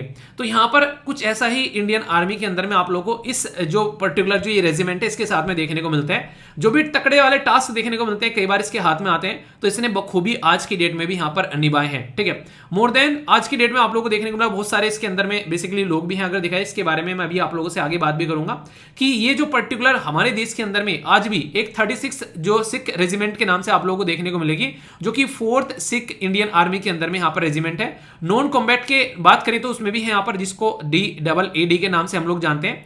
तो ये कहीं ना कहीं जो भी और सिचुएशन होती है उनमें अगर ट्रूप्स को कोई काम दिया जाता है तो शानदार परफॉर्मेंस देखने को मिलती है। और इसी के नाम पर इवन आप पाकिस्तान के अंदर भी जाएंगे तो खैबर स्काउट के नाम से पाकिस्तान आर्मी के अंदर भी आप लोगों को यहां पर गार्ड देखने को मिलेगा। मतलब कहने का यह कि अगर हिस्ट्री में कुछ अच्छा हुआ तो हर एक इंसान उसके साथ में कनेक्ट करने की कोशिश करता है, और ये चीजें आने वाली जनरेशन को भी पता होनी चाहिए कि हाँ कुछ हिस्ट्री में इतना अच्छा घटित हुआ है, ताकि वो भी उसके साथ में यहां पर कनेक्ट कर सकें, ठीक है। तो ये जो सारागढ़ी जो है एक तरीके की लोकेशन है जिसको आप लोग जानते भी हैं, मूवी के अंदर दिखाया भी है। ये फोर्ट लोखट और इसी के साथ में फोर्ट ये है गुलिस्तान, इसके बीच में आप लोगों को यहाँ पर एक पर्टिकुलर लोकेशन है जिसके पॉइंट पर यहाँ पर ये लड़ाई उस टाइम पर देखने को मिली थी। और जितने शानदार तरीके से भाई साहब देखो, इसको कहते हैं कि जिंदगी को अपने टारगेट के ऊपर लगा देना, बाकी जो होगा बाद में देखा जाएगा। तो इसी के चलते यहाँ पर सारागढ़ी डे 12 सितंबर को सेलिब्रेट करने की यहाँ पर बात की गई, यानी कि ये जो डे है ये कल के दिन जो है यहाँ पर पंजाब के अंदर में सेलिब्रेट करने की बात यहाँ पर की गई है, जिसकी वजह से यहाँ पर ये न्यूज में है। तो हिस्ट्री के पॉइंट ऑफ से भी इंपॉर्टेंट है, इंपॉर्टेंट आप लोगों से यहाँ पर इस बैटल के बारे में पूछा जा सकता है, तो ये हल्का सा इसके बारे में भी आप लोग यहाँ पर याद रखिएगा, इसको लेकर कोई डाउट यहाँ पर नहीं होना चाहिए, ठीक है। तो बेसिक इंफॉर्मेशन थी, याद रखना। हेल्थ आज की डेट में एक ऐसा टॉपिक है जिसके बारे में जितनी बात की जाए उतनी कम है। अच्छा ये बताइए हेल्थ किस लिस्ट में आता है, सेंट्रल लिस्ट, स्टेट लिस्ट या फिर कॉन्करेंट लिस्ट में, ये आप लोगों को बताना है। हेल्थ के बारे में मैं आजकल बहुत बातें करता हूं। बेसिकली हेल्थ एक ऐसी चीज है, मुझे लगता है कि अगर ये सही है तो सारी चीजें आप लोग सुधार लोगे। नीपा जो वायरस है इसके बारे में आप लोगों ने सुना, काफी लार्ज स्केल पर इसने काफी सारी चीजें आप लोगों को रिसेंटली अभी देखने को मिली। केरला के अंदर में अभी रिसेंटली 2 अननेचुरल डेथ हो गई, तो यहां पर इसकी वजह से फिर से ये काफी ज्यादा न्यूज में आ गया। ऐसा नहीं कि पहली बार है, पहले भी बहुत बार इसके बारे में हम लोग पढ़ चुके हैं। तो नीपा वायरस जो है इसके बारे में तो याद रखना, ये कोई भी चीज ऐसी नहीं है जो आप लोगों के सामने आ रही है पहली बार आ रही है, नहीं। ये पहले 1998 में मलेशिया के अंदर में पहली बार इसका केस जो है वो आइडेंटिफाई किया गया था। और इसी के साथ में यहां पर जो फ्रूट बैट है, यानी कि जो चमगादड़ जो बेसिकली जो फल खाता है, वो इसका नेचुरल होस्ट माना जाता है, जिसके अंदर में नेचुरली ये देखने को मिलता है, ठीक है। मान लीजिए चमगादड़ है यहाँ पर, फ्रूट बैट है यहाँ पर, उसके थ्रू यहाँ पर ये ट्रांसमिट, मतलब एक तरीके ये बेसिकली सीधे शब्दों में अगर इसके बारे में बताऊं, ये एक तरीके की जूनोटिक बीमारी है। और जूनोटिक बीमारी कौन सी बीमारी होती है, वो बीमारी जो इंसानों में फैलती है जानवरों से, यानी कि ट्रांसमिट होती है एनिमल टू ह्यूमन। तो इसलिए कहते हैं कि जानवरों के साथ में इंसानों को और इंसानों के साथ में जानवरों को भी सही लेकर चलना पड़ेगा, तभी इस तरीके की चीजों को हम लोग यहाँ पर सुधार पाएंगे। तो नीपा जो वायरस है यहाँ पर ये एक तरीके से आज के डेट में जो आप लोगों को देखने को मिल रहा है, ये एक पर्टिकुलर यहाँ पर इसका याद रखिएगा, ये है बेसिकली हनीपा वायरस, ठीक है। तो हनीपा वायरस जो है पर्टिकुलर फैमिली है यहाँ पर, इसमें जो एक वायरस है हनीपा वायरस जो कि यहाँ पर क्लोजली रिलेटेड है, इसको देखने को आप लोगों को मिलेगा हेंड्रा वायरस। तो ये एक ही परिवार से निकल कर आते हैं, ठीक है। तो यहां पर कहने का मतलब है कि जैसे एक परिवार से एक ही परिवार के अलग अलग बच्चे हैं। तो ये पहली बार मलेशिया में 1998-1999 में ये मलेशिया के अंदर में और सिंगापुर में आप लोगों को लगातार देखने को मिले, अलग अलग एक ही साल के गैप पे। और आज की डेट में ये लार्ज स्केल पर दुनिया भर में आप लोगों को नजर आते हैं। फर्स्ट अपियर डोमेस्टिक जो पिग्स होते हैं उसमें देखने को मिला। देखो सारी चीजें कनेक्टेड होती है। जैसे आप लोगों ने अक्सर सुना होगा गांव में आम किसी ने खा रखा है, तोते का खाया हुआ आम है, वैसा मीठा मिलेगा, अमरूद तोते ने खा रखा है। ऐसी आज की डेट में चीजें अच्छी नहीं है। आज के डेट में हम लोग एक अलग ही डायरेक्शन में जा रहे हैं कि इनको खा रखा है तो भाई साहब इनसे दूर रहो, ठीक है। तो यानी कि कोई भी किसी भी तरह की प्रॉब्लम देखने को मिल सकती है आज के टाइम पर। खास पर जो डिजीज है वो स्प्रेड होती है फ्रूट बैट की, जो कि फ्लाइंग फोक्स या फिर यहाँ पर जैसे कि इसको बोल रहे हैं यहाँ पर पेट्रोपस, ठीक है, जो कि नेचुरल रिजर्वायर है इसका, जहां से निकल कर आता है। और इसी के चलते यहाँ पर नीपा और हेंड्रा वायरस, ये दोनों आप लोग याद रखेगा, इसके साथ में कनेक्टेड है। इसका कोई भी फ्लूइड यानी कि मान लीजिए उसने थूक दिया, उसने पेशाब कर दिया, उसका पोटी है, कुछ भी है अगर इसका, और उसके कॉन्टेक्ट में आते हैं तो ये इंसान के बेसिकली अंदर आसानी से पहुंच सकता है। उसी के साथ में इन्फेक्शन अगर हो गया तो फिर दिक्कत है। वही सारी बातें कि बुखार होगा, सर में दर्द होगा, एक थका थका सा फील होगा, मतलब जल्दी से डेथ होने के चांसेस काफी ज्यादा है। और अब तक कोई इसका प्रॉपर ट्रीटमेंट भी यहां पर नहीं है, क्योंकि देखिए जो भी कोई ऐसी बीमारी आती है ना जो खासकर एक तो बहुत ही ज्यादा रेगुलर नहीं है और कई बार आउटब्रेक करके चली जाती है, तो जल्दी से उसकी मेडिसिन नहीं होती है, उससे बस बचाव होता है, ठीक है। यानी कि कुछ ऐसी बीमारी यानी कि जिससे आप लोग बस बचाव कर सकते हैं, कहते हैं कि एड्स से बस बचाव ही पॉसिबल है, उसकी कोई दवाई नहीं है। रीजन क्या रहता है, ये वायरस रहते हैं और वायरस जो होता है वो हमेशा अपना नेचर चेंज करता रहता है। यानी कि आज जो है नेचर कैसा है, कल को कैसा हो गया। तो अगर हम लोगों ने आज की डेट में बोला कि ए वायरस जो है वो ए नेचर का है, ठीक है, कल को वायरस जो है वो बी नेचर का हो गया, परसों को वायरस जो है सी नेचर का हो गया। अभी ए वायरस जो ए नेचर का है उसके लिए अगर हम लोगों ने दवाई बनाई तो बी नेचर का हो गया तो फिर बी के लिए दवाई बनेगी, सी नेचर का हो गया तो सी के लिए दवाई बनेगी, डी का हो गया तो डी के लिए बनेगी। तो इस तरीके से दुनिया भर की दवाइयां बनानी पड़ती हैं उस एक ही पर्टिकुलर परिवार के लोगों को कंट्रोल करने के लिए। और ये सेम कंडीशन आप लोगों ने कोविड-19 के टाइम पर भी देखी। वहां पर भी ये था ना कि अलग अलग तरीके के वायरस निकल कर आ रहे थे, यार इसका तो ये वाली स्ट्रेन है, वो वाली स्ट्रेन है, तो एक ही परिवार के अलग अलग बच्चे थे, उनके लिए अलग अलग दवाइयां डोज देने पड़ रहे थे। तो ये कंडीशन आप लोगों को देखने को मिलती है, इसीलिए वायरल चीजें खतरनाक होती हैं, ये और कोई रीजन नहीं है। वायरल चीजों का सबसे खतरनाक पोर्शन यही होता है कि उनका नेचर बदलता रहता है और उसी के हिसाब से फिर उनकी दवाइयां जो है वो बनानी पड़ती हैं, और वो अक्सर मैच नहीं करती हैं क्योंकि नेचर बदलता रहता है। जो पहले दवाई बनाई वो दूसरी बार काम ही नहीं करेगी। तो ये सबसे ज्यादा खतरनाक चीज होती है वायरस की।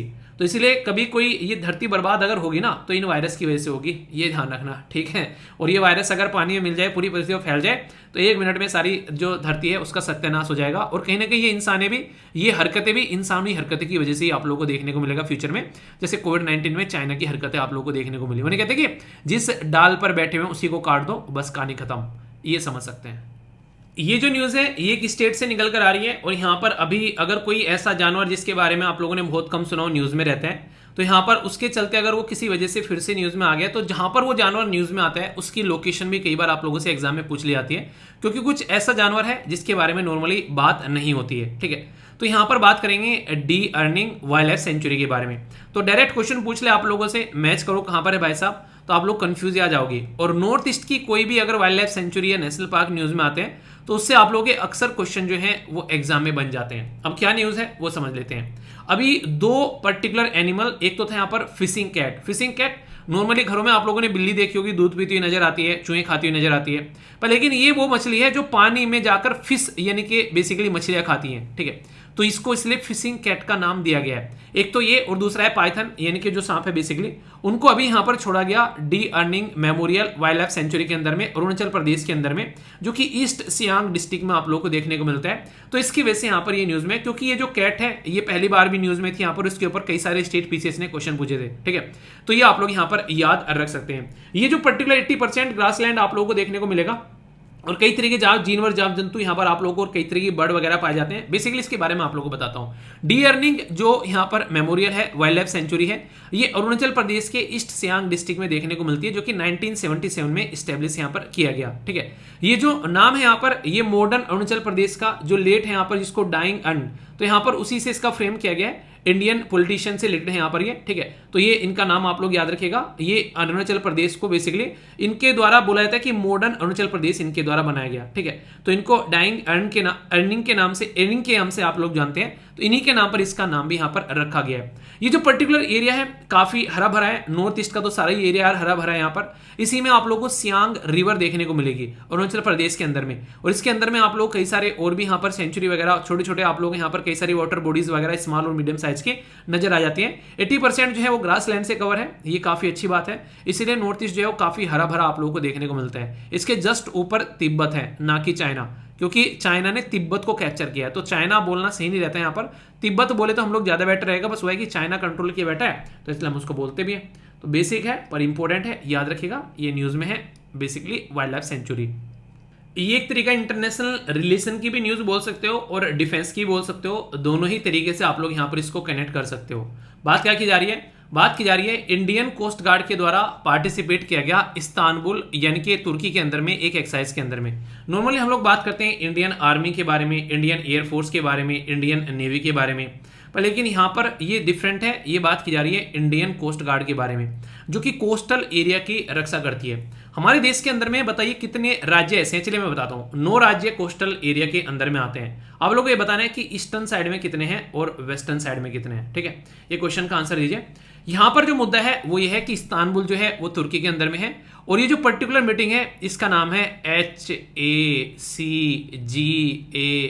मतलब क्या है इसका? इसका है यहाँ पर heads of Asian coast guard agencies meeting in Istanbul. ये अब की बार 2023 में देखने को मिल रही है इस्तांबुल के अंदर यानी कि तुर्की के अंदर। इंपॉर्टेंस क्या है? इंपॉर्टेंस यहाँ पर ये कि लास्ट टाइम ये जो मीटिंग हुई थी वो 18वें नंबर की थी, अब की बार जो मीटिंग हो रही है वो 19वें नंबर की है। 18वें नंबर की मीटिंग 18th मीटिंग थी, ये हमारे देश के अंदर में न्यू दिल्ली में होस्ट की गई थी, तो इसलिए इसके बारे में आप लोग यहाँ पर याद रख सकते हैं। ये एनुअल इवेंट है जो कि प्रमोट किया गया था जापान के द्वारा, ताकि इस पर्टिकुलर रीजन में जो कोस्ट गार्ड हैं उनको एक साथ मिलकर काम किया जा सके। और आज की डेट में इसके अंदर में 23 मेंबर आप लोगों को यहाँ पर कोस्ट गार्ड देखने को मिलेंगे, जो कि यहाँ पर एजेंसीज हैं, और 2 मेंबर यहाँ पर आप लोगों को रीजनल कोऑपरेशन एग्रीमेंट कम्बैक्टिंग पायरेसी, और इसी के साथ में आर्म रोवरी, ये एंटी सेफ इन एशिया, जिसको रिकैप के नाम से आप लोग जानते हैं। और यूनाइटेड नेशन तो आ ही जाता है फिर यहाँ पर, United nation office on the drugs and crime. मतलब क्या, इसका ढंग से सुनिए।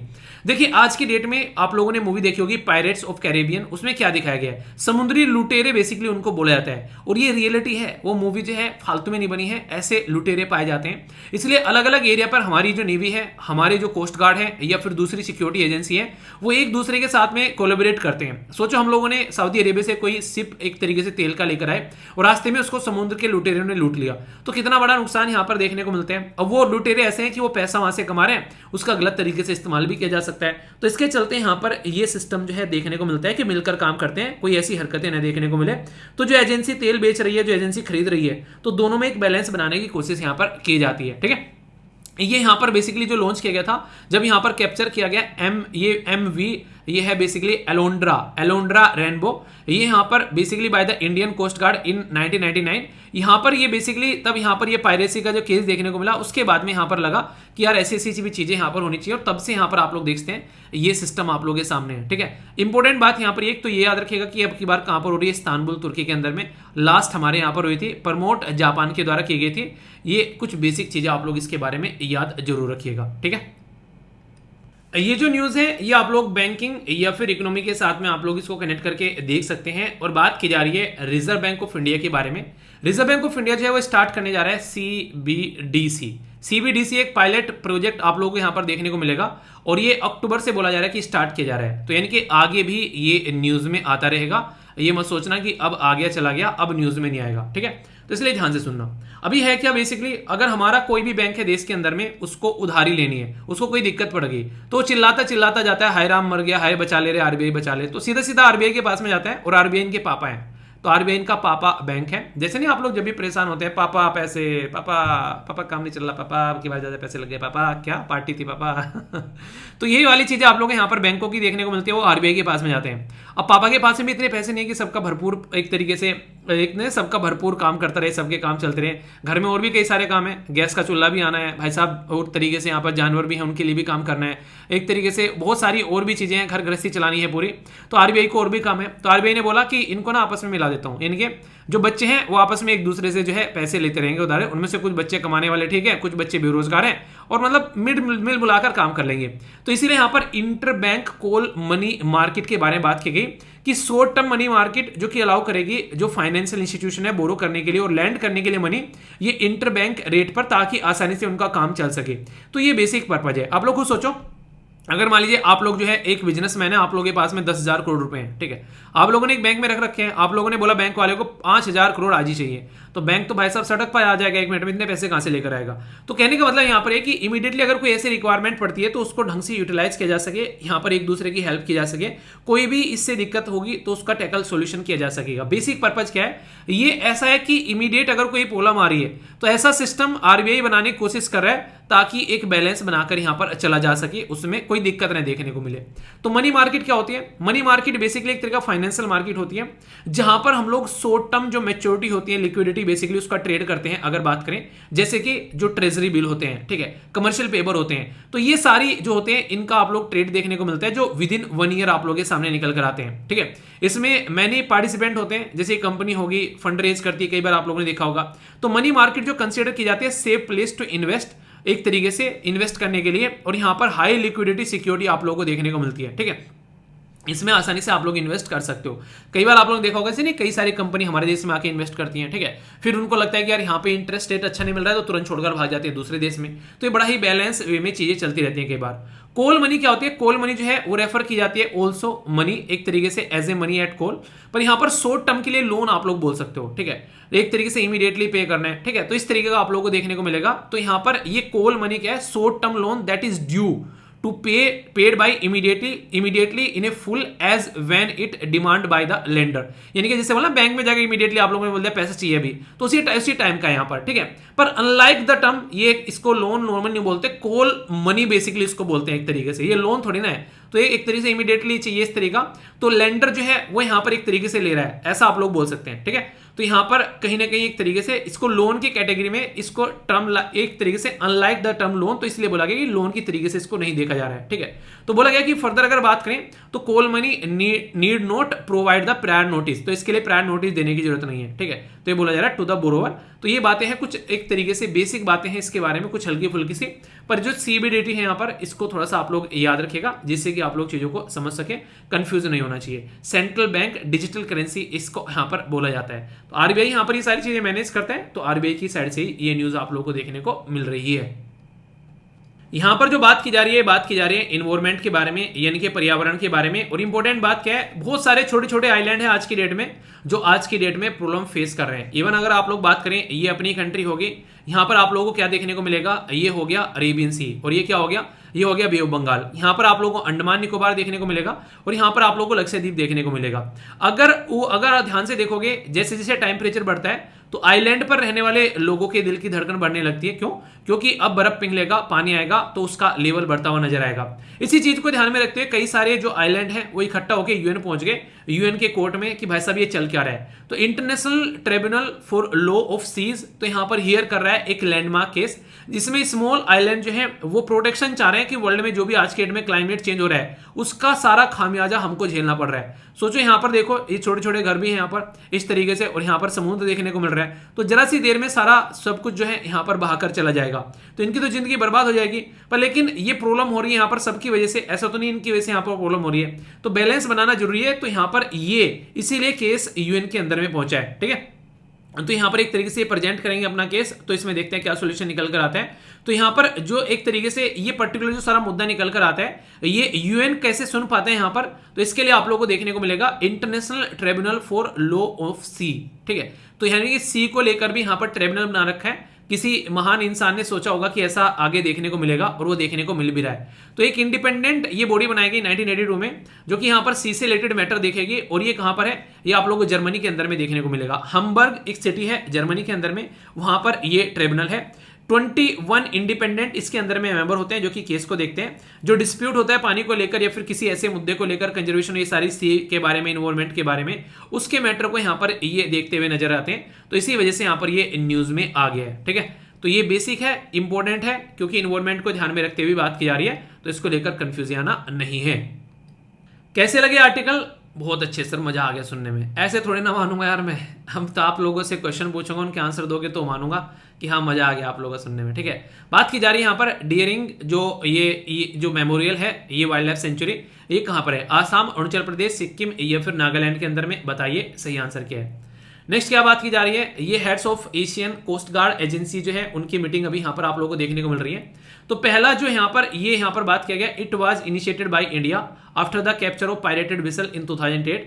दूसरा, यूनाइटेड नेशन जो ऑफिस है यहाँ पर ड्रग्स एंड द जो क्राइम है, ये उसके साथ में एसोसिएटेड मेंबर है। सही आंसर क्या है? ए में 1 बोला गया है, बी में 2, सी में बोथ या डी में नन। सही आंसर बताना है। ठीक है, नेक्स्ट बात की जा रही है मनी मार्केट के बारे में। बोला गया इट इंक्लूड बाइंग और selling of securities long term maturity with 1 year और मोर। ठीक है, नेक्स्ट यहाँ पे बोला गया है ये एक्सक्लूसिवली यूज की जाती है नॉन बैंकिंग फाइनेंशियल कंपनीज के द्वारा फंड रेज करने के लिए। सही क्या है? 1, 2, नन या फिर बोथ, ये बताना है, बोथ या फिर नन। ठीक है, नेक्स्ट क्वेश्चन क्या है यहाँ पर? नीपा वायरस के बारे में है। ये जूनोटिक इलनेस फैलाता है। फ्रूट बैट एक्ट करता है एज ए नेचुरल रिजर्वायर। इसी के साथ में there is no definitive treatment, ये बोला गया है। तो ओनली 1, ओनली 2, ऑल या फिर नन। सही आंसर क्या है? ये आप लोगों को बताना है। इसी के साथ में इंटरनेशनल ट्रिब्यूनल फॉर लॉ के बारे में बात की जा रही है। तो बोला गया कि it is an independent judicial body, ये देखने को मिलती है। और यहां पर बात की जा रही है कि इट रिजोल्व डिस्प्यूट जो भी यहां पर निकल कर आते हैं, इससे रिलेटेड, खासकर डिलिमिटेशन ऑफ द मैरीटाइम जो जोन है या जो भी नेविगेशन से रिलेटेड मैटर है उससे रिलेटेड। तो 1, 2, बोथ या फिर नन। सही आंसर क्या है? ये आप लोगों को यहां पर बताना है। ठीक है, इसी के साथ में बात की जा रही है शांति स्वरूप भटनागर के बारे में। ये अवार्ड मैंने आप लोगों से डिस्कस किया था। तो बोला है कि गिवन दिया जाता है council of scientific and industrial research, overseas citizen of India not eligible, ठीक है, टू रिसीव द अवार्ड। इसी के साथ में अवार्ड जो होते हैं ये बेस होता है वर्क जो भी यहाँ पर 5 ईयर प्रेसिडिंग जो भी जाते हैं पहले, तो उसमें जो भी अच्छा काम किया गया उसके लिए दिया जाता है। तो only 1, only 2, all of the above या फिर नन। सही आंसर क्या है? सी सेट का बड़ा ही इंटरेस्टिंग सा क्वेश्चन है यहाँ पर, ये इसको अटेम्प्ट करो, फिर इसका आंसर आप लोगों को बताया जाएगा। तब तक हम लोग बात करते हैं एक इंपॉर्टेंट प्लेस के बारे में या फिर एक नेशनल पार्क के बारे में। आज का जो नेशनल पार्क है यह है रणथंबोर नेशनल पार्क। ये 4th लार्जेस्ट नेशनल पार्क है नॉर्थ इंडिया के अंदर में, और ये आप लोगों को राजस्थान के अंदर में यहाँ पर देखने को मिलेगा। ये बेसिकली गवर्न किया जाता है यहाँ पर government of India, ministry of environment, forest and climate change के तहत, और प्रोजेक्ट टाइगर के अंडर भी आप लोगों को देखने को मिलता है। सवाई माधोपुर जो यहाँ पर बेसिकली गेम सेंचुरी आप लोगों को 1955 की है, गवर्नमेंट ऑफ इंडिया की, यहाँ पर ये स्टेब्लिश किया गया।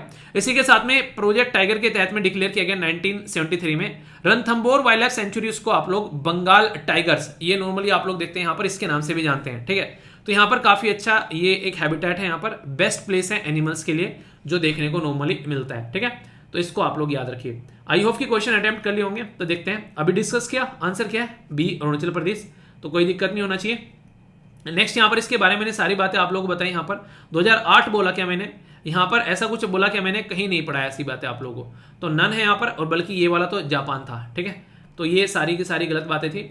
मनी मार्केट, अच्छा अपना स्कोर जरूर बताना कितना आप लोग आ रहे हैं यहाँ पर। ठीक है, मनी मार्केट के बारे में बात की यहाँ पर, तो सही आंसर क्या है? अगर इसके बारे में बात करूं तो इसके बारे में भी नन ही है। ठीक है, क्योंकि अभी मैंने बताया यहाँ पर ये लॉन्ग टर्म बात बोली गई, यहाँ पर ऐसा कुछ बोला था क्या? तो security for the short term के लिए बोला गया है, use by the many participation including the companies, तो अपना फंड रेज करने के लिए, तो नॉन बैंकिंग के लिए नहीं ओनली। ठीक है, इसी के साथ में यहाँ पर नीपा वायरस के बारे में बात की मैंने, तो सारी की सारी करेक्ट स्टेटमेंट है, ये सारी की सारी मैंने आप लोगों को पढ़ाई, तो आंसर यहाँ पर इसका सी हो गया। नेक्स्ट क्वेश्चन यहाँ पर बात की जा रही है किसके बारे में? ये ट्रिब्यूनल से रिलेटेड, तो इसकी दोनों की दोनों स्टेटमेंट सही है जो अभी आप लोगों को पढ़ाई सीज से रिलेटेड, तो ये मैटर को रिजोल्व करने का काम यहाँ पर करता है। शांति स्वरूप भटनागर अवार्ड के बारे में बात करें तो यहाँ पर कौन सा करेक्ट है? ठीक है, तो यहाँ पर कौन सा करेक्ट है इसको आप लोग अच्छे से अटेम्प्ट करिए, इसका आंसर बताते हैं। फिर 2 आंसर हो गया, क्योंकि यहाँ पर ओवरसीज सिटीजन ऑफ इंडिया और पर्सन ऑफ इंडियन ओरिजिन ये आर आल्सो एलिजिबल। तो अगर कोई पूछे कि ये एलिजिबल नहीं है तो ऐसा नहीं है, ये भी एलिजिबल है यहाँ पर। ठीक है, तो ये आंसर है आप लोगों के सामने। बाकी सी सेट का क्वेश्चन है, सी सेट का आंसर क्या है? ये इसका आंसर यहाँ पर ए हो गया। तो आप लोग यहाँ पर इसको देख सकते हैं, तो कोई भी डाउट इसको लेकर आप लोगों के मन में नहीं होना चाहिए। आइए अब आप लोगों को नए शब्द सिखाता हूं, अंग्रेजी को आप लोगों की इंप्रूव कराता हूं। काफी इंटरेस्टिंग शब्द है, इनके ऊपर सेंटेंस अगर फॉर्म करोगे तो मजा आएगा, लंबे समय तक याद भी रख पाओगे।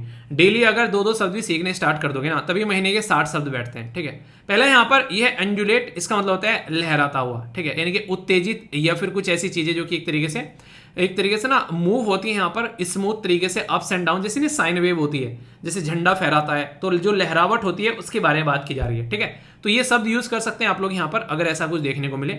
नेक्स्ट बात की जा रही है यहाँ पर, ये है सोडी। सोडी मतलब तुच्छ, यानी कि एक तरीके छोटा आप लोग बोल सकते हैं, तुच्छ बोल देते हैं कई बार इसको, या फिर सस्ता बोल देते हैं, घटिया टाइप का भी बोल देते हैं, जो कि अप टू द मार्क ना हो, क्वालिटी इन्फीरियर हो, तो उसके लिए सोडी वर्ड यूज कर सकते हैं, यानी बहुत ही बेकार, बैड क्वालिटी, सोडी बोल सकते हैं सीधा। ठीक है, सोलेस हो गया, सोलेस आश्वासन देना, किसी को कंफर्ट फील कराना।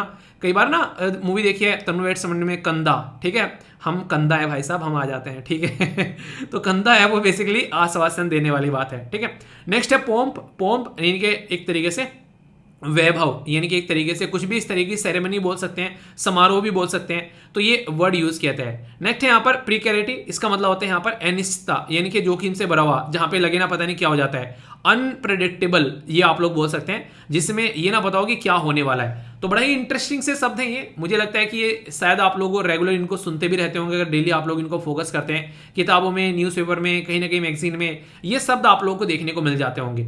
अगर ध्यान से सुनोगे तो आप लोग कभी कंफ्यूजन में नहीं आओगे, इसलिए चीज़ों को अच्छे से सुना करो ताकि आप लोग चीज़ों को अच्छे से एंजॉय कर पाओ। ठीक है, आई होप कि आप लोग के माइंड में इसको लेकर क्लैरिटी आई होगी। और फिर से वही बात है यार, जो जितनी मेहनत करेगा उतनी अच्छा रिजल्ट आएगा, तो इसलिए मेहनत पे फोकस करो, ना कि अपना कोई इस तरीके से बाईपास पे फोकस करो। वीडियो थोड़ी सी भी लंबी हो जाती है तो कई सारे लोग बोलते हैं कि सर इतनी लंबी वीडियो क्यों। अब वीडियो लंबी से मत देखो, ये देखो कि कितना चीजें हम लोग कवर यहाँ पर कर रहे हैं। अगर आप लोगों को लगता है कि इतना टाइम देने से अच्छा आप लोग ये सारी चीजें खुद से कवर कर लोगे, तो फिर इसमें टाइम देने की कोई जरूरत नहीं है, अपना खुद से बैठकर पढ़ाई कर लो आराम से। इसमें टाइम क्यों देना जब उससे ज्यादा आप लोग अच्छा आराम से पढ़ लोगे। तो अपने टाइम को आप लोगों को पता होना चाहिए कि कहाँ आप लोगों को इन्वेस्ट करना है, तो वेस्ट करना और इन्वेस्ट करने में डिफरेंस समझ में आ जाएगा, तो सारी समस्याओं का सोल्यूशन आप लोगों को मिल जाएगा। ठीक है।